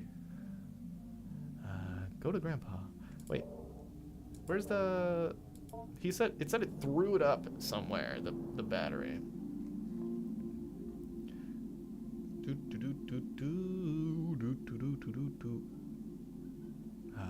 Okay, let's just feed Grandpa again. Hello, Grandpa.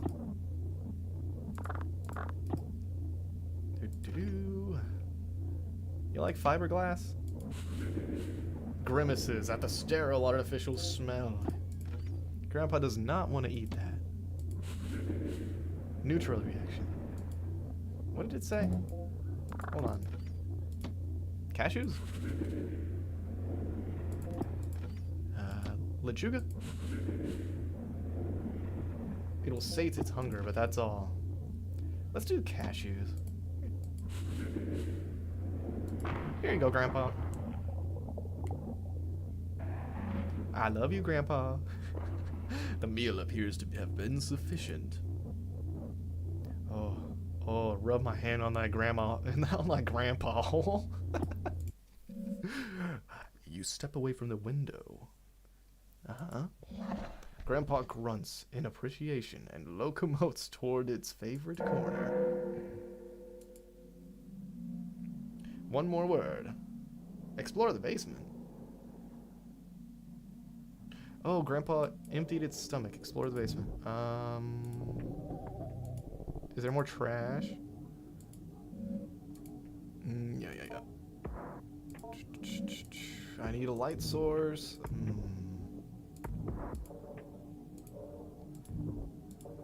Nothing else here, I don't think. Trash pile's empty. Trash pit. I guess nothing here. Okay, let's teach Grandpa how to say hello.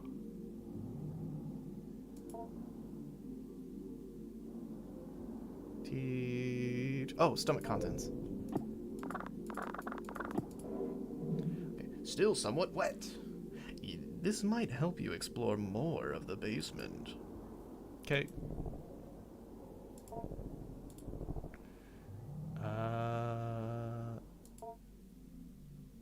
Teach Grandpa. Hello. You approach. Oh boy, hi Grandpa.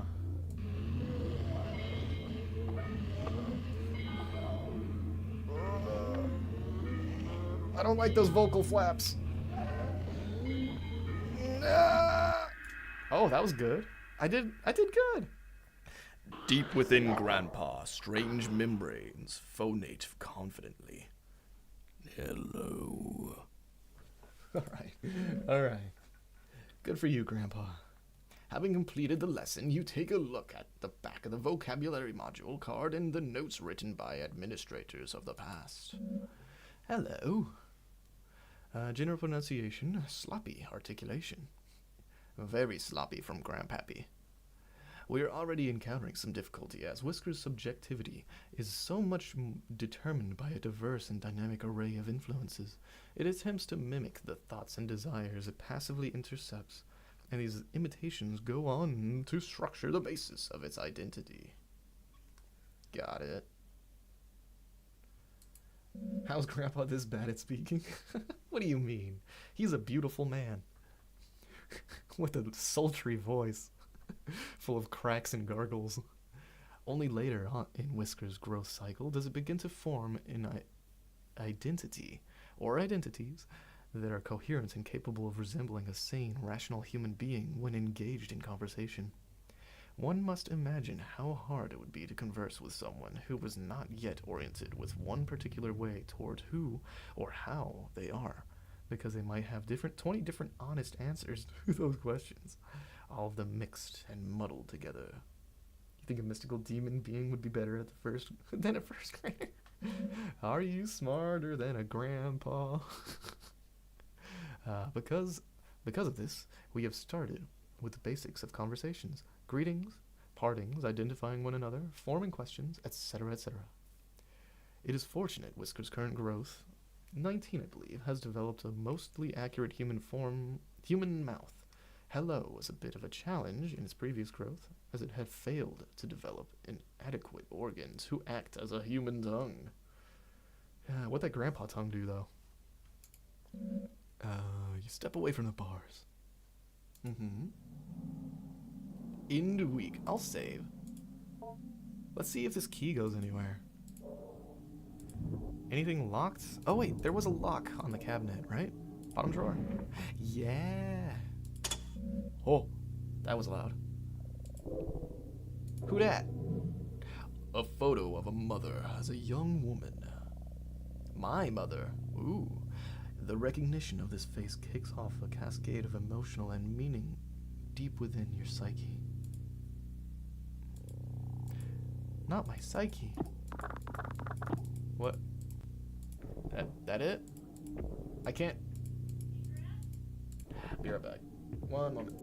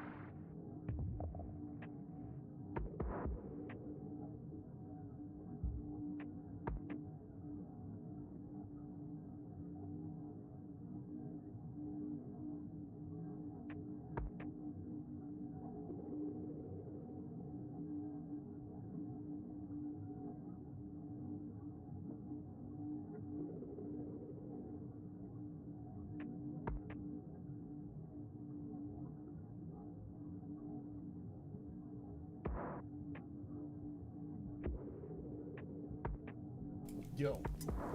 Dude, I tell people I'm gonna be busy for like 2 to 3 hours, and then they need shit. I swear to God. Okay. Would I get a picture of my mom? My mommy. I love my mommy. Okay, Grandpa, I can end the week now, right? Yeah. I should search the cabinet for Finn. Let's see. Yes, the voice almost had you scared? What do you mean? Let's see. End week, why not? End the week. What is this, week 3? I don't know. Food acquired. Yeah.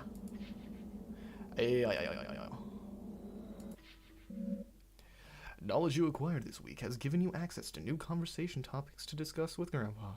Dude, Grandpa can't even talk. Language. Language. Consider discussing language when Grandpa emerges. Week 3. I was right. Mrs. Richards approached me the other day in order to remark on Adrienne's development. She noted how much more at ease she appeared when called upon in class, or when asked to participate in group exercises. I told her I had seen this change happening as well, and that as much as I would like to take credit for it, I can only guess dimly on what might be reshaping her attitude. Mrs. Richards, posited that it was perhaps Adrienne's family moving into their grandfather's property that caused the change. It apparently is out of the country, in a wooded area full of wide open space and far from the bustle and noise of the city. The grandfather, Dr. Jacob Hart, had jointly purchased the land with the university he was employed with and began constructing what he was intending to be a satellite campus for a burgeoning psychological anthropology program he had a hand in establishing. Alright. Only one building ever ended up being constructed after Dr. Hart died in a car accident when driving back from the property one day. Eerily, at almost at the exact time, typo, a grad student who was assisting Dr. Hart on some sort of project at the property vanished without a trace. The property sat in disuse for years, as it was tied up in legal battles with between Dr. Hart's next of kin, the university, and vanished grad student's family, and the other students Dr. Hart was working with. Eventually, the case was settled out of court. Only recently did the property fall into the possession of Adrienne's mother. Obviously, I was not going to relay this whole tragic story to Adrienne, who, for all I know, believes her grandfather to still be living in the basement of his home. Besides, I thought, she might already know all of this. What do you mean? Grandpa is down there. I can smell him. I fed him a battery. Perhaps the elaborate story she was constructing was her own way of escaping the morbid details of a life, or perhaps lives, cut short by the cruel force of fate and the cynical adults who squabbled in the aftermath. Friend Pa. My boyfriend Pa. I'm building a boyfriend in the basement. I determined perhaps the storytelling she was... Huh? I determined perhaps the storytelling... These words aren't making sense. Okay. Continues to engaging in should not be encouraged by me, at least not in the way I went about it before, where I made active inquiries into her strange fantasy of a semi-sentient ball of skin. Alright. When I saw Adrienne, I did not bring up her grandpa or ask questions about his growth. Adrienne could not stop talking about it, however. I had no choice but to weather her bizarre and enthusiastic effusions about her new best friend. I'm gonna let you guys look at this child for a minute while I go check on something again. One sec, sorry.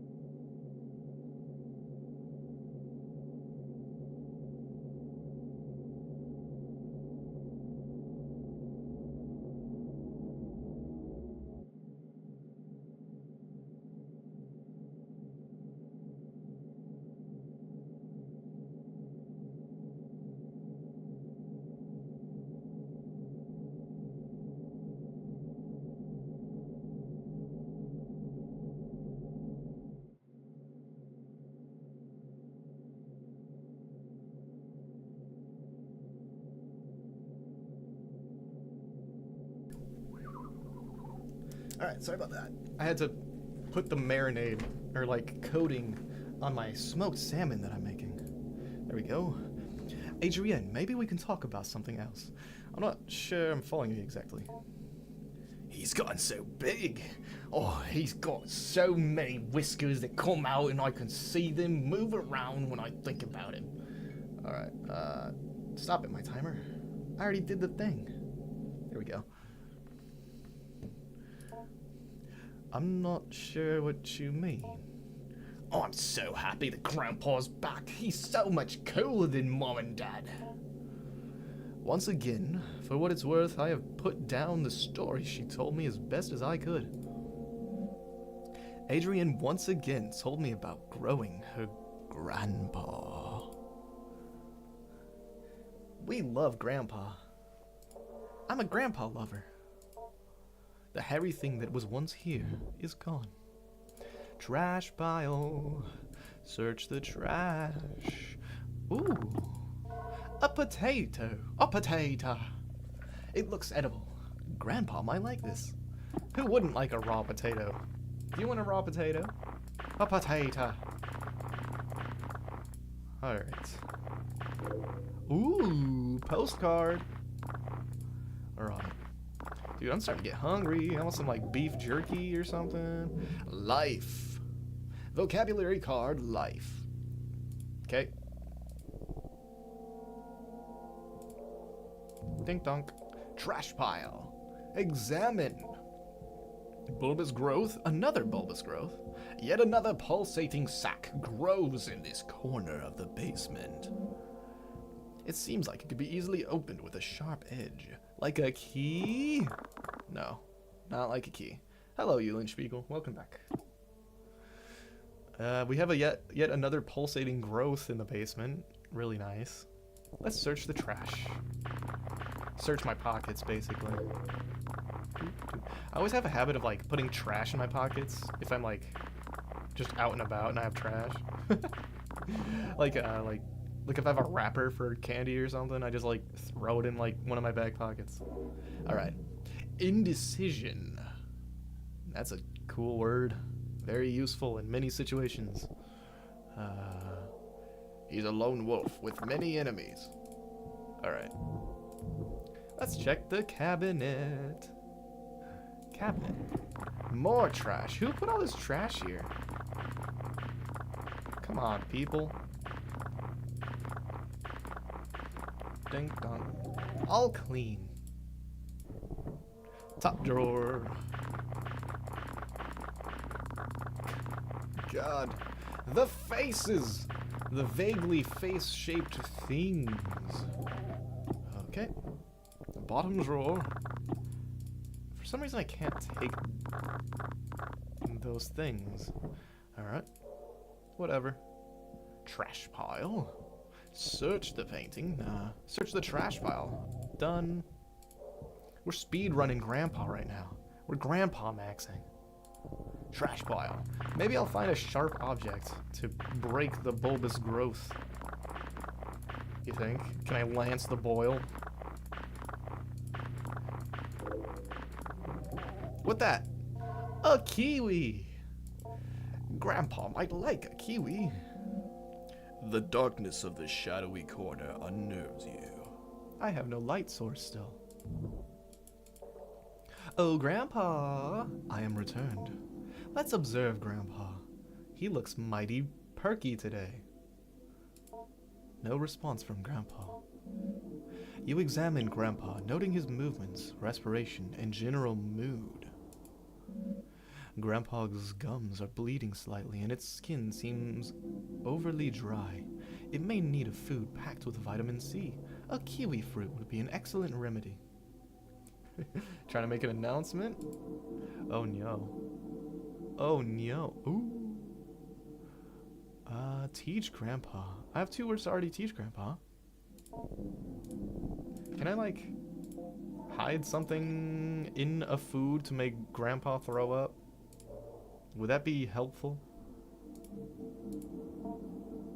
Kitchen corner. More food. Nice. A pear. It looks edible. Grandpa might like this. A pair of what? Nice. Tons of fruits, dude. Study corner. Educational posters.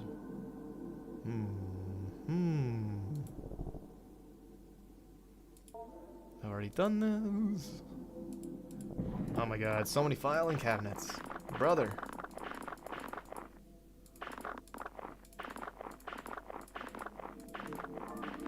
I feel like I'm not even gonna get anything out of all this. Cabinet 2.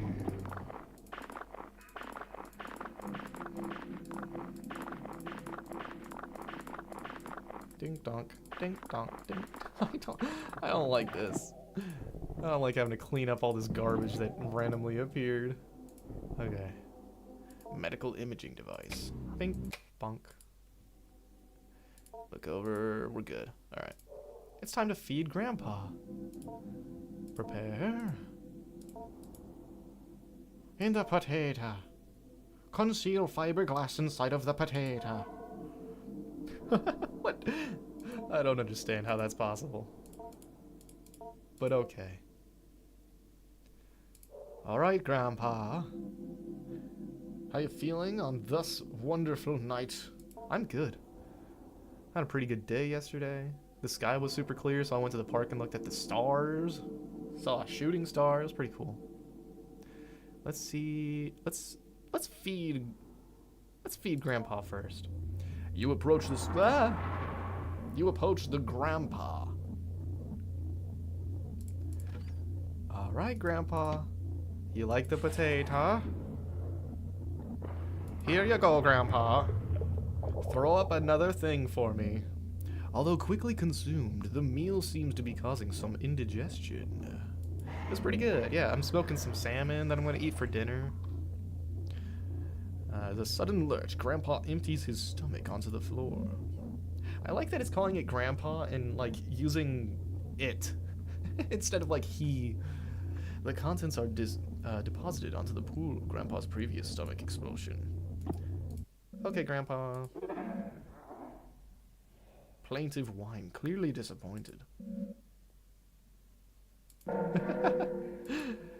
You settle down, Grandpa. Stomach contents. Ooh, scissors. Let's go pop some boils. Straight poisoning this poor old thing. I think it's definitely younger than me at this point. I'm more of the grandpa in this situation. Okay. Let's go pop some boils. Let's pop the newer one first. You carefully make an incision into the growth with your scissors. It's now possible to take a look inside. You peer into the small opening created by your incision.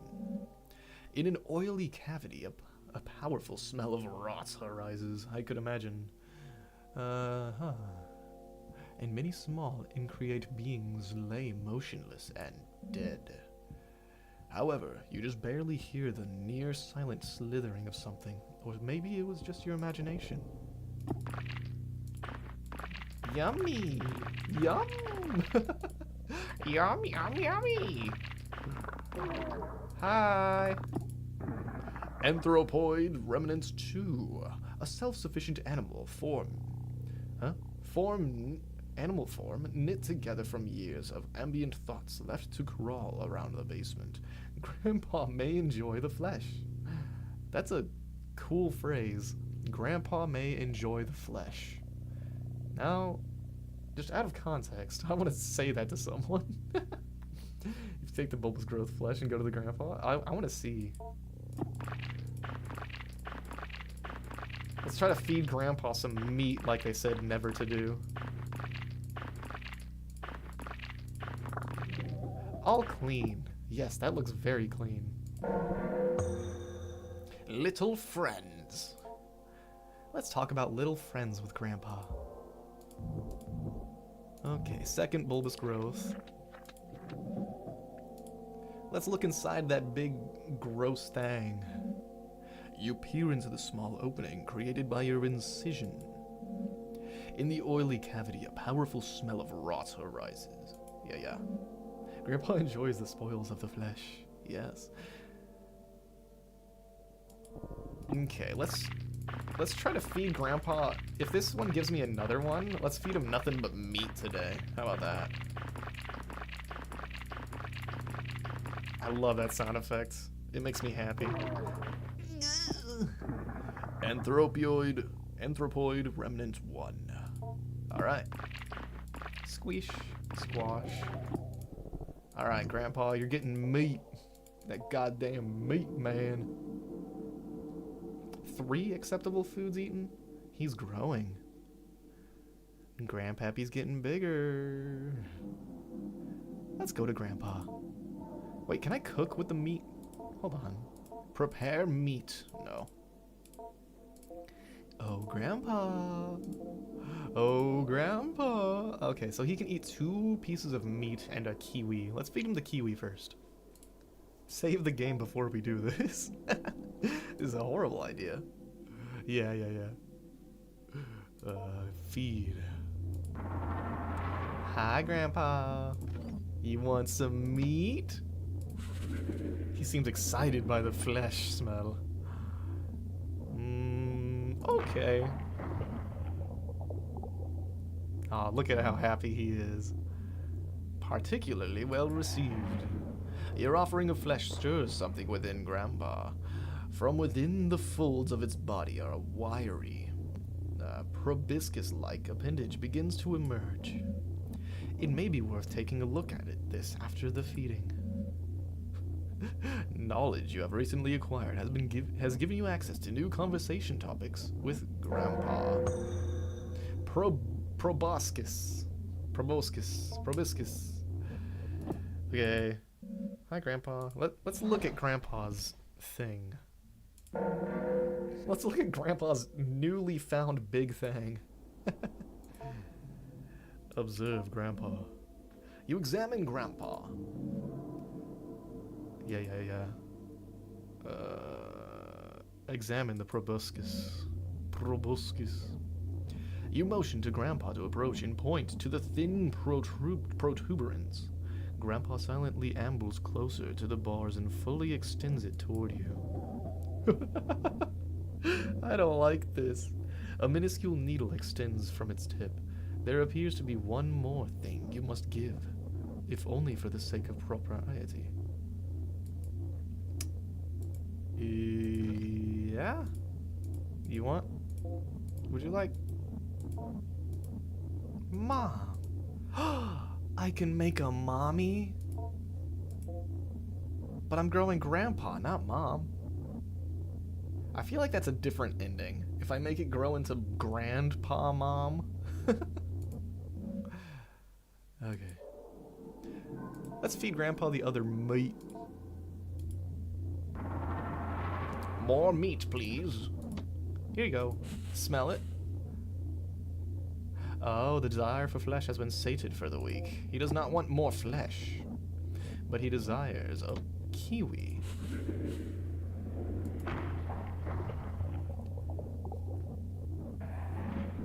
Yum, yum, yummy. Alright. A strawberry. A brown strawberry. It's as hard as a rock.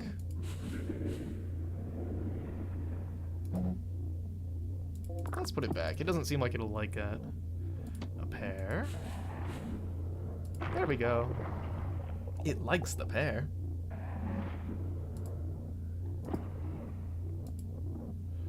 Sufficiently fed Grandpa. Yay! Teach Grandpa. Should I do the glue? Let's do it. A tangible symbol of intention and desire. Okay. Mommy, Mama. Grandpa's proboscis is out. Don't say it like that.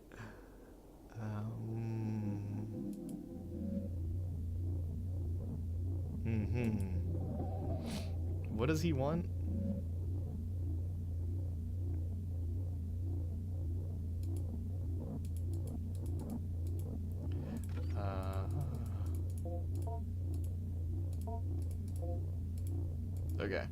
I guess I gotta feed it one more time before the proboscis will do anything. Huh. Alright. Teach Grandpa. Life and indecision. Let's do indecision, because that's number 3. You approach the small window. That keeps getting me. Okay.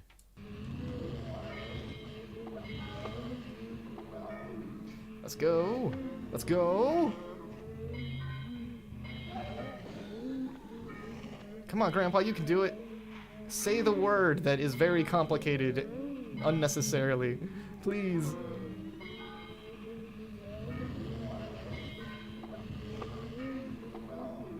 I don't know if I should offer him the mom thing. You can probably draw blood with the needle. I understood that one. Did you hear that? You could actually hear that it said indecision. Oh. Indecision. General pronunciation, articulation problems, possible trouble with diphthongs. We are introducing the latest growth of whiskers to more subtle social cues and testing. Yeah. Whatever. The semantic content that flows to whiskers via the psi field is still becoming muddled and slipped without distinction into conversation, although our intention of instilling in it a solid theory of mind will perhaps make it begin to understand that we do not know what it knows, or what we are, without a control sending to it. One would think a theory of mind seems to develop as part of its maturation process. In order to hunt sapient beings, it must be able to deceive them. In order to deceive it, it must be able to make certain metacognitive judgments. For example, if their deception appears to be working, or how one ought to be deceived. We may never see it develop a theory of mind anytime soon, as Dr. Hart has disallowed a cycle of whiskers growth to live into the beginnings of maturity. You step away from the bars and store the module card. It's 1 a.m, gonna retreat. Alright, you have a good night. Grandpa's proboscis is out. I guess I'll offer the mommy thing. Let's go to Grandma, or Grandpa.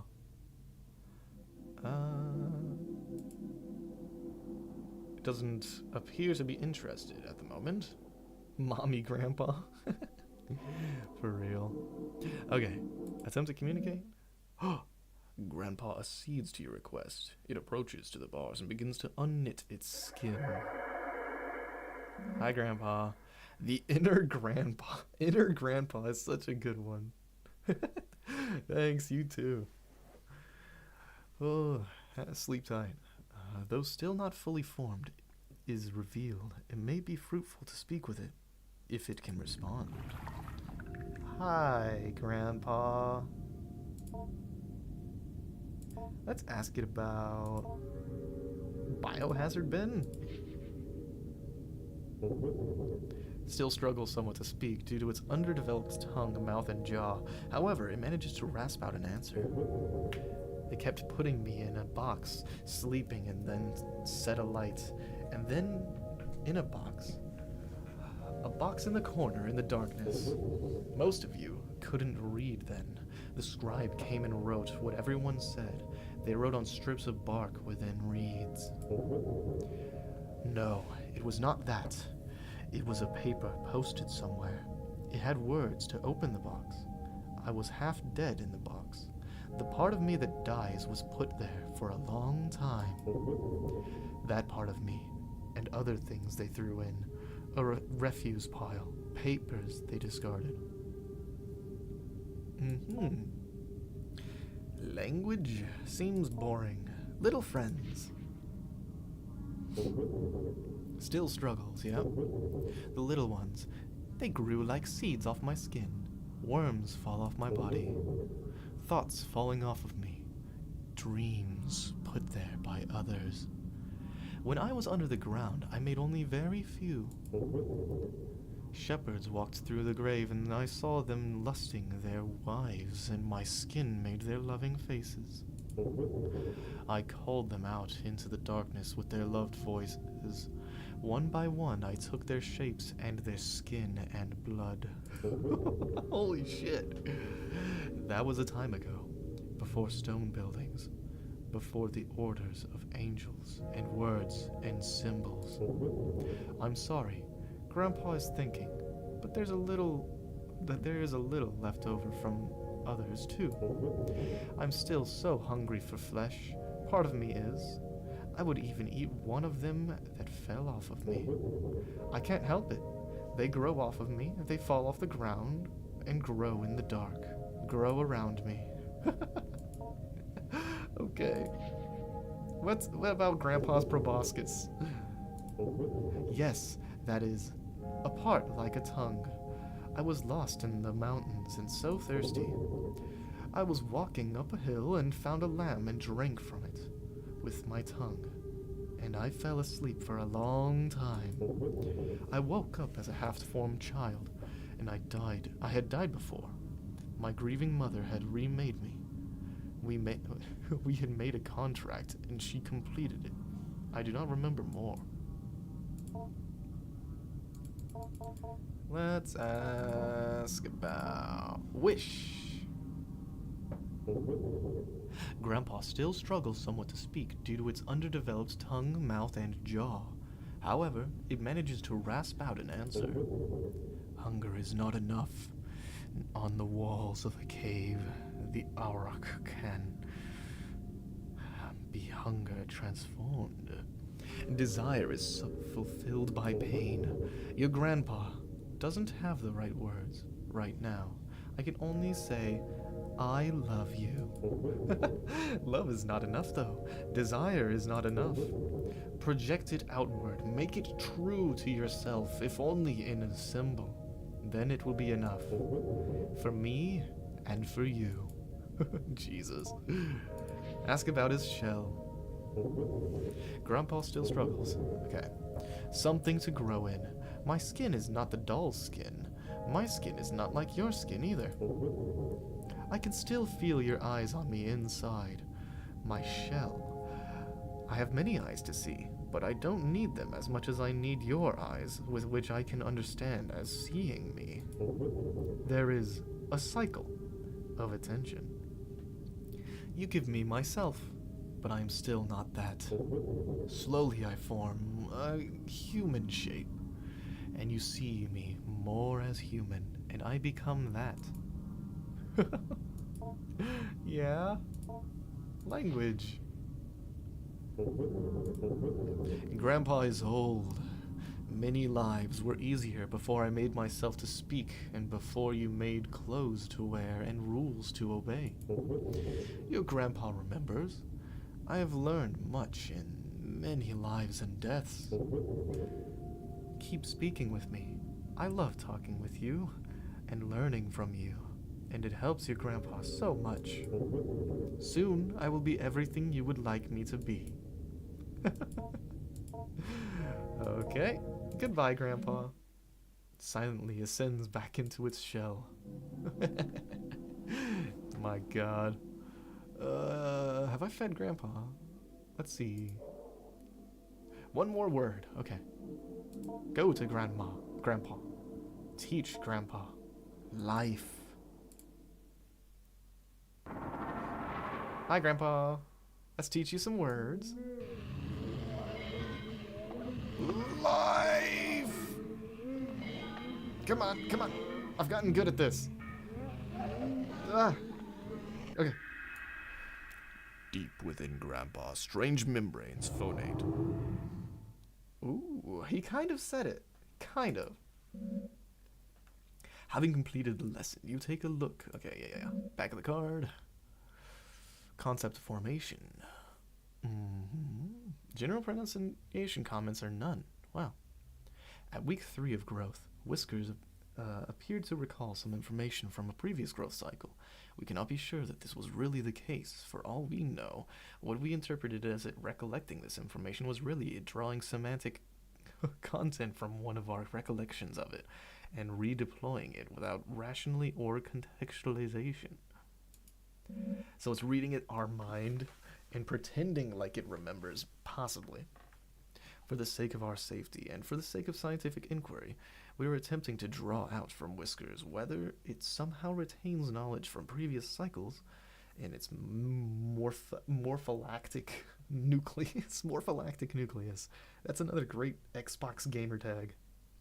We did not think it was possible, the nucleus, though complex and... such weird phrasing of these sentences. We did not think it was possible, the nucleus, though complex and incredible in its regenerative abilities, was capable of this, and that the nerve network that grew from it made up the base of Whiskers' mind. And so we know, attempting to ask Whiskers as best we can, if it has ever died, or what it might remember if it did. Step it away. Grandpa's proboscis is out. What could Grandpa want? I don't have anything Grandpa would want, I don't think. Okay, let's try maybe cooking. With the pots and pans in the kitchen, mama. Prepare. Nothing. Nothing. Okay, we're good. And let's save and end the week. On to the next one. Weekly summary. Food acquired, potato, blah, blah, blah. Okay. Week 4.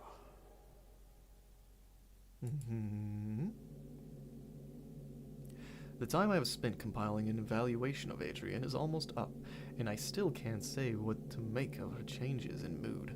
It is, of course, the case that children of Adrian's age are nowhere near finished learning and growing. I may have to simply be happy with Adrian was able to improve her attitude. However, something in the odd and occasionally grotesque stories she continues to bring up to me still strikes me as meaningful. How's your week been, Adrian? Grandpa's almost ready. He's almost finished. Well, sort of. Ah. He's almost as big as his shell now. He has a face, he can talk pretty well, and he almost has legs. I see. As before, I put down the story she told me as best I could. Once again, Adrian told me about growing her grandpa. Grandpa time. Okay. June. Let's just search everything, I guess. I don't know. Feels unnecessary. I guess, okay, more lore appeared. Meaning. New word.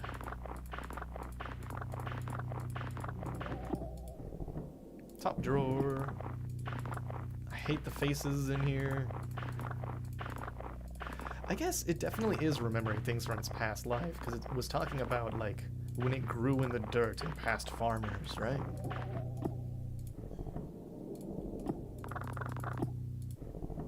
Bulbous growth. A new one. It is now possible to take a look inside. Oh, am I not going to have been able to feed it all the things it needs to eat? Remnant number 3. Because I maybe didn't, like, get enough weeks to feed it all of its goo that it wants? I don't know.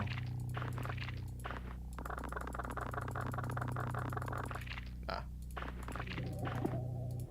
Okay. Should I check the bulbous growth again?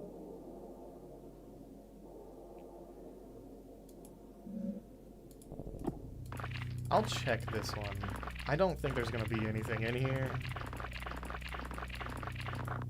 I hate that noise. Yo. I just love rifling around in rotten goo. Alright.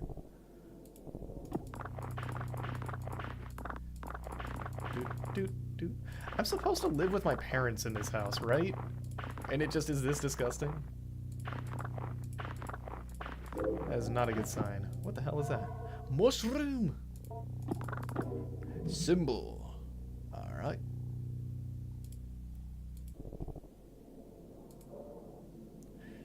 Alright. Trash pile. Search. You living with Christian Weston Chandler? What? Don't talk about my mother like that. My grandfather.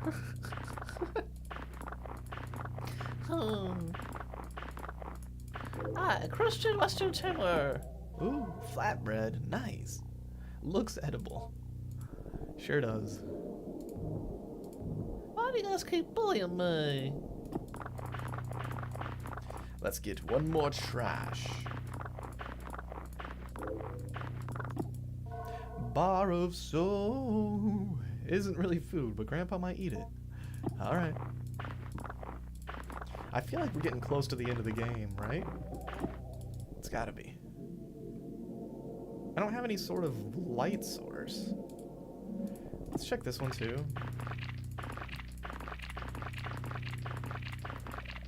Maybe if I can... Oh, I'm probably gonna get Grandpa to like hawk up a lighter or something so I can see in that corner. Or maybe a flashlight. We'll see. Okay. Enter. Enter the Grandpa. 3 things. Feed Grandpa 3 times. Okay. Save. Kitchen corner. Upper fridge. An apple. It looks edible. Cool. Jackfruit. Collect all food. Oh, that's all the food I can collect. The game told me so. Apple with a bar of soap put into it. Okay. Save again. And I should be fine to talk to Grandpa, right? Let me check inside this cabinet. Whoops, bulbous growth. Did not mean to do that. Bottom drawer. Still can't take the wallet or nothing.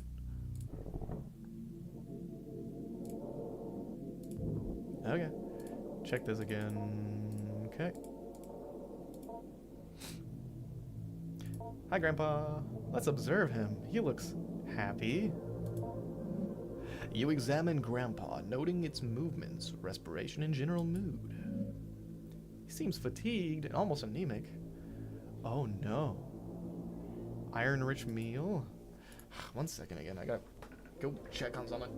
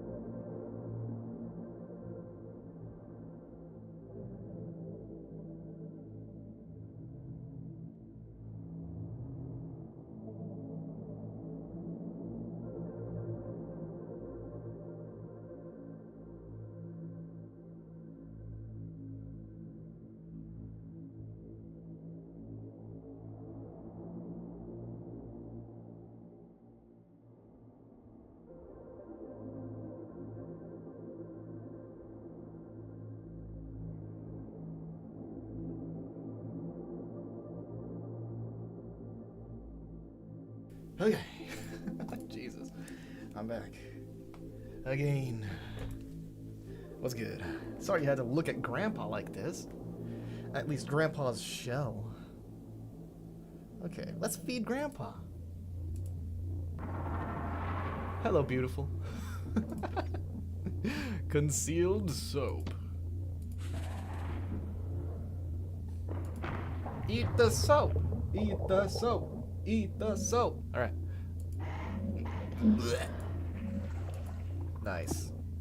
Let's go check out what Grandpa threw up. So he needs something iron rich, is what it said, right? Is that, like, what's iron rich? Mushrooms? Flatbread? Jackfruit? It's probably mushroom and anthropoid 2. Okay, let's check the tummy contents. Flashlight. A torch, if you will. Cool. Still functioning after sitting in a stomach. Alright. Yeah! Bookshelf. What the hell's that? Another doll. A classic of alchemy. Discourse on the subordination of hidden beings. On three virtue of three prudent when dealing of the virtue of the prudent when dealing with devils, seen or unseen. These splendors of terrors of the God's creation inhabit I keep saying three. The world. In both seen and unseen. Just blah blah blah blah blah. Grapple with the lion, blah blah blah. Dude, I'm not caring. There are beings with no form, hiding between towering columns of air, and only appearing by slipping into the heart of, or mind of evil and unclean men. But still are there more beings that are straddle the realm between blah blah blah blah blah. It is only by God's grace and his angels and servants crushing these beings under heel that magician might compel them to the magician's will. And so a magician, they got like a little overzealous with the these and thines. Little too much. Clear and unerring intent, and ritual granted to us by God, or else these devils, seen or unseen, will devour them. So I must be perfectly clear with my intent. I want Grandpa. Give me my Grandpa. Nourishing of devils of a particular type. Certain devils of a particular nature are nourished by the element of fire, others by attention and prayer given to their idols. Still others by stranger and more obscure means, by God's grace and the requirements of nourishing. A devil, as part of a contract, only requires a token of these givings, that is, a symbol. If a devil hungers for flesh and would strip a man of his bones in its devouring, the devil's hunger and nature, which thirsts for flesh, can be held in abeyance in the ritual act of giving blood in only a few drops. However, the contracts must be completed in full, for if the magician errs and does not provide in the devil instruction and guidance, the devil, once abjured to do no harm upon the magician, will return to its devouring nature. Okay. Cool story, bro. Let's look in the trash.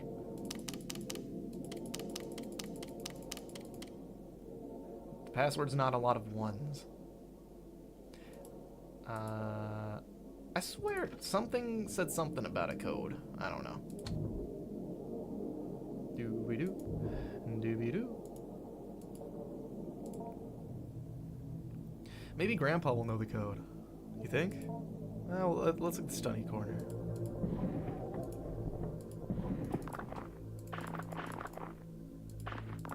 Doop-dop, doop-dop.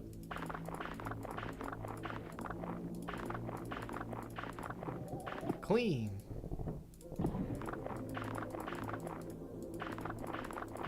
Donk, dink, donk, dink, donk.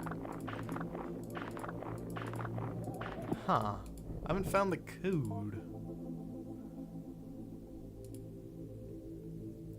Oh, this noise haunts you in your dreams. The hand, this the hand noise. Let's see. Okay. Go to Grandpa. Okay. Let's talk to Grandpa. No response. Can't talk to Grandpa. Let's teach meaning.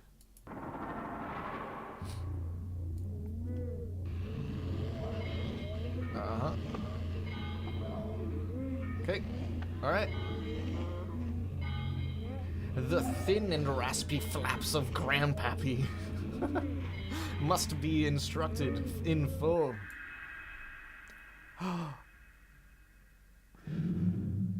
Ah, yes. Meaning. Having completed the lesson, blah, blah, blah, blah. We further delve into abstraction with Whiskers, partially, or perhaps for the most part, for the purpose of determining the origin of its recollections that precede its death. Dr. Hart has begun to theorize that in the process of death, the structure of Whiskers is compressed back into the morpholactic nucleus, and then later, upon re-establishing the nerve nettling that is laced throughout its spines, it slowly resembled and deployed as needed.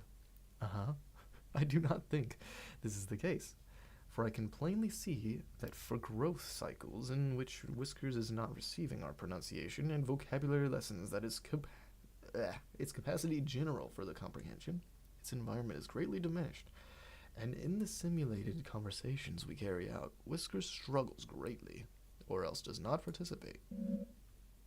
In any case, we will press on with our lessons and heed Dr. Hart's caution regarding terminating the growth cycle before Whiskers' allotted growth time passes, or if it appears to be becoming just a little too content at appearing human. Competent at appearing human. Alright. Step away from the bars and store the module. Okay. Now let's feed Grandpa. Wait. Feed. Hi, Grandpa. Mushroom. You know what? Let's check what it says that I should give Grandpa. Probably food? Probably food. It said iron. Whoa, that is crazy. You examine Grandpa, noting its movements. Grandpa seems fatigued and almost anemic. Iron-rich meal, like meat. Okay. Hi, Grandpa.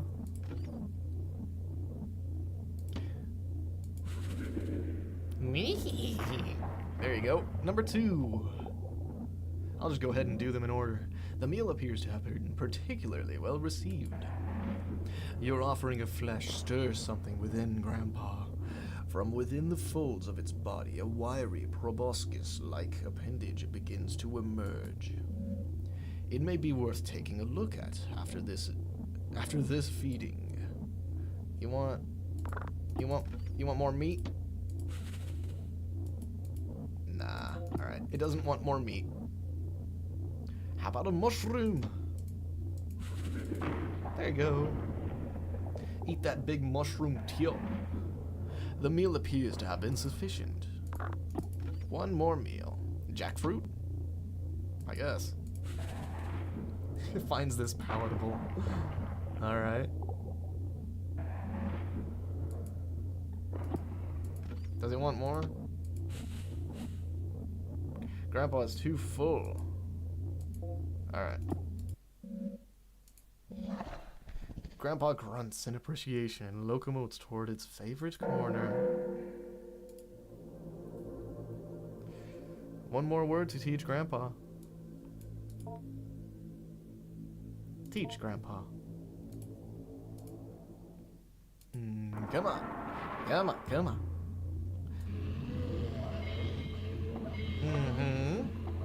Oh, good boy. Good grandpa. Really? Deep within Grandpa, it utters confidently. God, I love that. Having completed the lesson, you take a look back at the vocabulary. Alright? Mm-hmm. Okay, there appears to be nothing written here. Or if it was thoroughly erased. Huh. Alright. Let's see if we can talk to Grandpa. Grandpa! The inner grandpa, though still not fully formed, is revealed. It may be fruitful to speak with it. Hi, Grandpa. You're looking good today. Wish, shall, biohazard, language, little friends, proboscis, and goodbye. Does he talk differently? Let's see. Oh my god. He has glasses! He's almost Grandpa. Almost Grandpa. Oh, you're asking me about my proboscis? It's just a little tube I need help. I keep to help me feed on blood. You can say it is my real mouth, but it's not really a mouth. It appeared because you fed me flesh. One of those little friends you found, I think. It's actually talking more coherently, wow. You feeding me flesh was a symbol, a proposition, if you will, if you wanted to hold up your end of the bargain with regards to your wish. If someone is willing to hold up their end of the bargain and let me feed on them with my proboscis, then they can move on to the next step of the arrangement, providing me symbolic instructions. I hope that helps clear things up. Oh, you have another question? Do I like the blood? Well, my whiskers, I believe they like the blood and the flesh. It's strange. They are me, and yet they are now me. Not me, is probably what they meant to say. I am bound to them. They control me, and technically, yes, they did make me. However, you were the one who really grew me. In some ways, those whiskers, they are me, or part of myself, or I am part of it. That part is much more animal-like. Whatever might happen, know that I will always love you, and because it controls me, I might not be able to act how I would like, even if I do love you. I kind of don't want to keep asking it stuff. Language? Maybe we'll just blaze through this. Ah, you're asking me about language. Well, the more you taught me, blah, blah, blah, blah, blah. I could speak a little bit, but I was less of what you imagined, and blah, blah, blah, blah, blah. Part of what I am saying is, of course, made up of what you expect me to say. I think I'm very comfortable being open and honest with you, because I am your grandpa, and I love you. It certainly makes me up for part of what I am. However, there is part of me deeper down, the thing that created me maybe, that undying nucleus. Answering for him as well, and is unaffected by whoever might shape. Okay. Biohazard bin. Oh, he might know the code.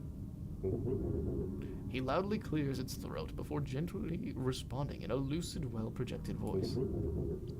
Ah, you're asking me about the medical waste bin. I believe it's locked up. I heard them punch it in the code many times as they placed part of burnt-up, dying self into the bin. They often forgot what the code was and had to go check on the wall where they were always taping up sheets. Okay, on the wall where they're taping up sheets of information.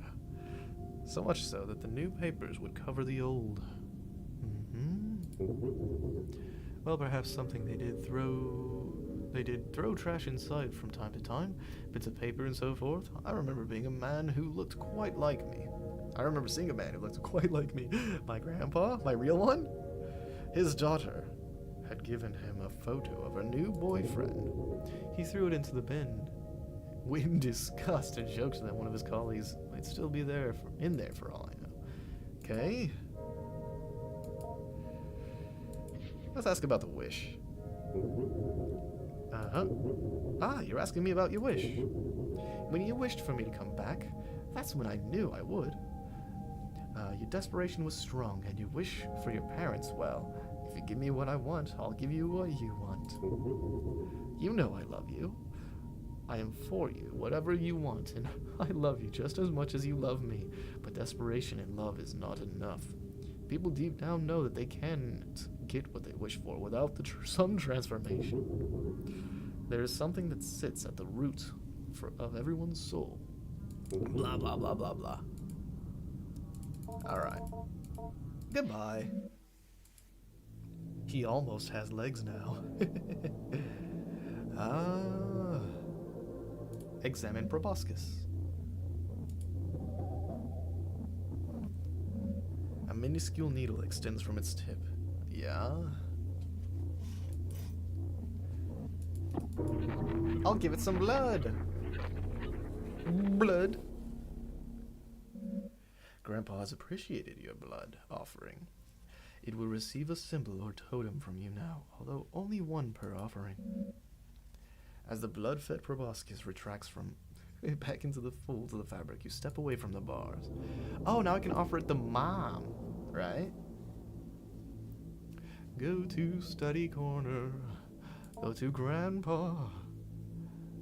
Offer Mommy doll. You approach the bars and hold out the mother symbol.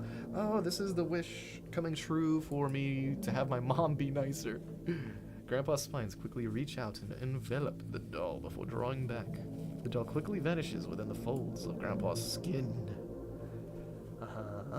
Constructing and then... okay. Symbolically sat by blood instills your concentrate sense of completion. Alright. Grandpa gives a small, soft, affirming grunt as it senses deep within your mind the ritual transformation you desire. Although Grandpa must receive both a mother and father totem before the fulfillment of your wish is assured. Ah, the picture of the boyfriend in the waste bin. So, let me save. And they had a wall, they said. Wonder why they put a code on the waste bin. I guess because they're putting bits of a demon in there, huh? Study corner. Educational posters. Should be up here, right? Maybe. I guess not. Medical imaging device?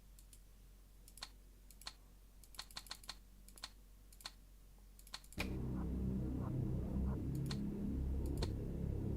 don't know.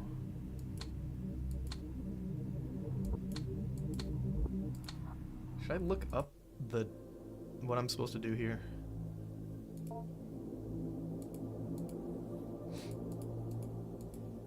I'm gonna look up if I'm supposed to have the note at this point.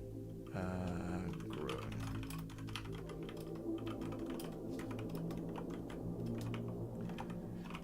Location of the code. That's what I'll look up.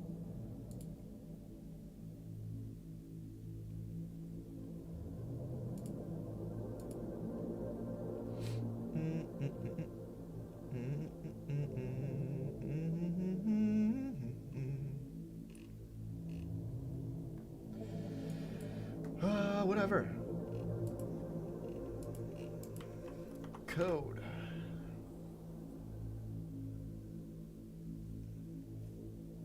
Okay. Okay. It told me where to find it. Okay. I didn't find what the code was. Told me where to find it. I have the document. Where is it? Where is it? I know I have it.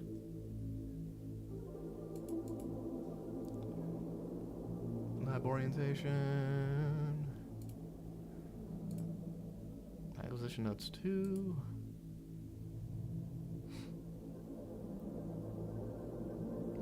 Bum, bum, bum, bum.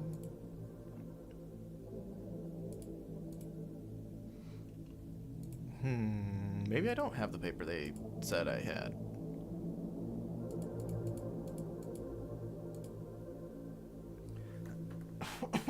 Excuse me.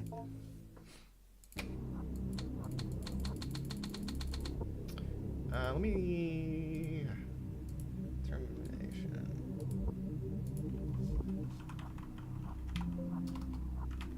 Termination procedure document. Educational poster, study corner, appears during week 2, so I should have it.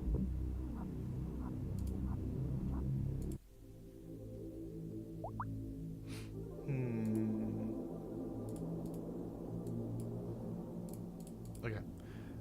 Educational posters. It said week 2. Oh! Oh! Oh! I found it! Okay. You can examine in detail. Okay. The researcher will seal off the enclosure bars, ensuring minimal gas leakage during the later fumigation process, and retrieve the burn barrel, place it near the enclosure. Number 2. Allow at least 48 hours of time where the current growth cycle experiences no human-related stimuli. Do not enter the enclosure area nor any part of the basement. Ideally, you will not be on the grounds at all. After 48 hours, 2 researchers will enter the basement wearing their assigned mirror mask, mirror apron, and powered air purifying respirator. The researcher will now use the vent system to fumigate the enclosure area. Wait 30 minutes, and then use the fan system to ventilate the enclosure. Keep the fans running during the phases 3 and 4. I kind of wonder what things it picked up while it was just sitting in the basement for all that time, because this isn't a new iteration. This is an old one that just festered for a long time, right? Re-enter the enclosure area wearing your assigned mirror mask and an apron. Organism may or may not be in complete dormancy. If it is not in complete dormancy, be assured that its capacity to act against you will be greatly diminished. With your assigned power drills, quickly remove any enclosure bars needed to access the organism. Put the organism into the burn barrel. Incinerate the organism thoroughly. Wait for any smoke to properly be cleared by the fan system. Turn off the fan. Researchers will retrieve the nucleus. There's the... Okay. 323245.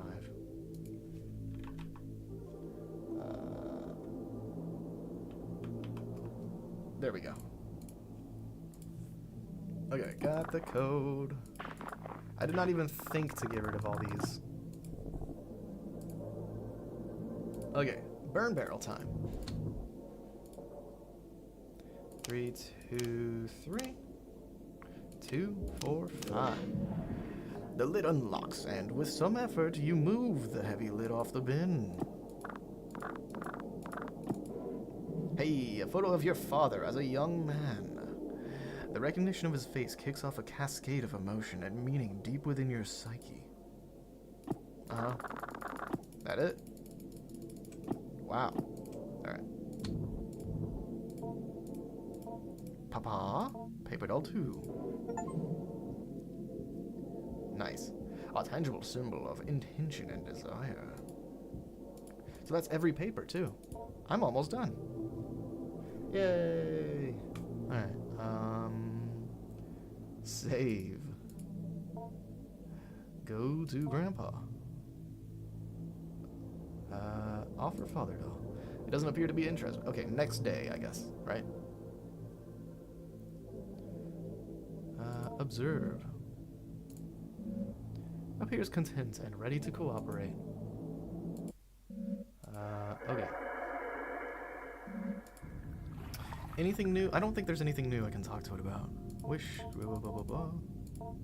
Goodbye, Grandpa. I just like seeing you drop down that grandpa-shaped object. It's great. Alright, I guess next week, right? Let's save first. Okay. I think this is gonna be the last week. We'll see. So I have all documents, all food. That's all objects in the game. I think. I don't know. What do I know? Dot, dot, dot. Who could that be? Come in. Ah, Adrienne, good to see you. Aren't you a little early? No matter. I suppose I have some time now. How have you been? How's your grandpa doing? That's what I wanted to talk to you about. Something happened. Oh, what happened? Nothing bad, I hope. No, nothing bad. Just different, I think. Maybe even good. Maybe I'll tell you about it. Well, last last night something woke me up. There was this noise at first. It was like it came from the walls. I could hear it from my bedroom. But there was something else. Something calling. I could hear it just barely. I was afraid somehow Grandpa hurt himself. I had to go find out. Grandpa. I went down the stairs and the vent, the place where I first found Grandpa, or what I grew him with. It was open. Do you remember how I told you about the vent in the ceiling behind the bars? I think he climbed up into it. He had gotten so big he could have done that. Maybe he would have gotten trapped somehow in the vent. I had to go see. Open vent. I'm crawling into the vent instead of going around. I got inside and I heard the calling again, more clearly this time. Grandpa was definitely in the vents somewhere. I could hear him I could feel him hearing my thoughts. I got a weird feeling, a sense in the air. I had to go forward. Bink bonk. Easy choice. Go forward. As I moved in closer, the vent had stuff in it. The kind of slimy, hairy stuff Grandpa would leave around a lot. It was definitely close. I like how she calls him he, but when, like, the narrator calls it, you know? I like that. I really like that, like, narrative style that, like, she believes him to be Grandpa, you know? Like a person. Grandpa! Something was there at the end. Grandpa's lungs. But it wasn't Grandpa. It looked maybe like he had made it, though. Okay. I want to kiss it. It was slumped in the corner. It had a weird mouth on it. And it had its lungs on the outside.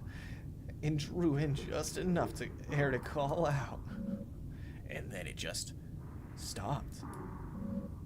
Stopped breathing. And then something was hanging over me. Oh no. Grandpa! I mean, clearly she doesn't die. And then I woke up in my bed. In your bed? Adrienne, this sounds like it was just a quite dreadful dream. Are you alright, by the way? Your face is twitching like you're about to have a violent sneeze. I'm fine. It's just Grandpa, you see. It took me a while to figure out, but later when I was brushing my teeth, I saw one of Grandpa's whiskers poking just out of the space under my eye. Grandpa's growing into her.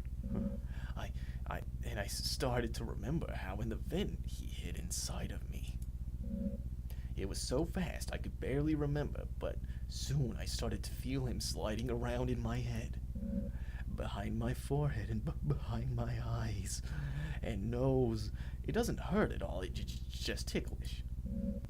I'm glad I could be with him. Oh, I can feel him now. I think he wants to meet you. Part of him is moving down my arm. Dude, this is gross. I'm starting to get worried, Adrienne. You really should not be twitching like this. I should walk you to the nurse's office. Come on, let's go.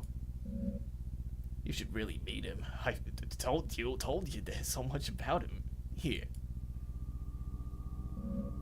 What are you doing? Adrienne, you're starting to look very ill. Please just wait. Just stay still. He's gathering, waiting at my fingertips. Oh no, the soy sauce. Like from John Dies at the end. Oh no. Why do you look like that? You don't have to be afraid. Look. Yucky. Icky pooey. There are two endings in Growing My Grandpa. You got the failure of fulfillment ending. Damn, dude. What?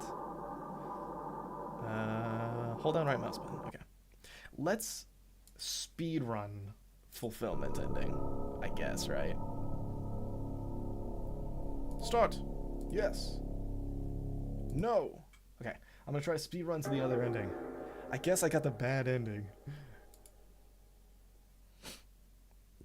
Do do do do do. Hurry up! Hurry up! Hurry up!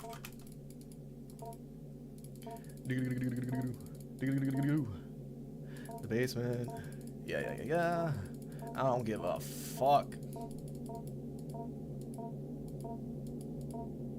Ding dong. Dude! I forgot how many words there are here. Oh my gosh. Okay. Trash. You know what? I'm not gonna do this. I'm too hungry. My brain's failing me right now. It's been fun. Thanks for hanging out in my deep, dark bathroom basement adventure with Grandpa. I'm gonna go eat. I'm fucking starving, dude. Alright, it's been real. Thanks for chilling. And I'll catch you next time. This has been your stinky, smelly son of a bitch. Goat man. Yeah, hit the likey, wakey, subby, wubbies. All that bullshit. See you later. Oh. No BGM is weird. Hold on. I hate this. I hate it here. Today's been a weird day. Alright, there you go. Oh, that's noisy. Alright, goodbye.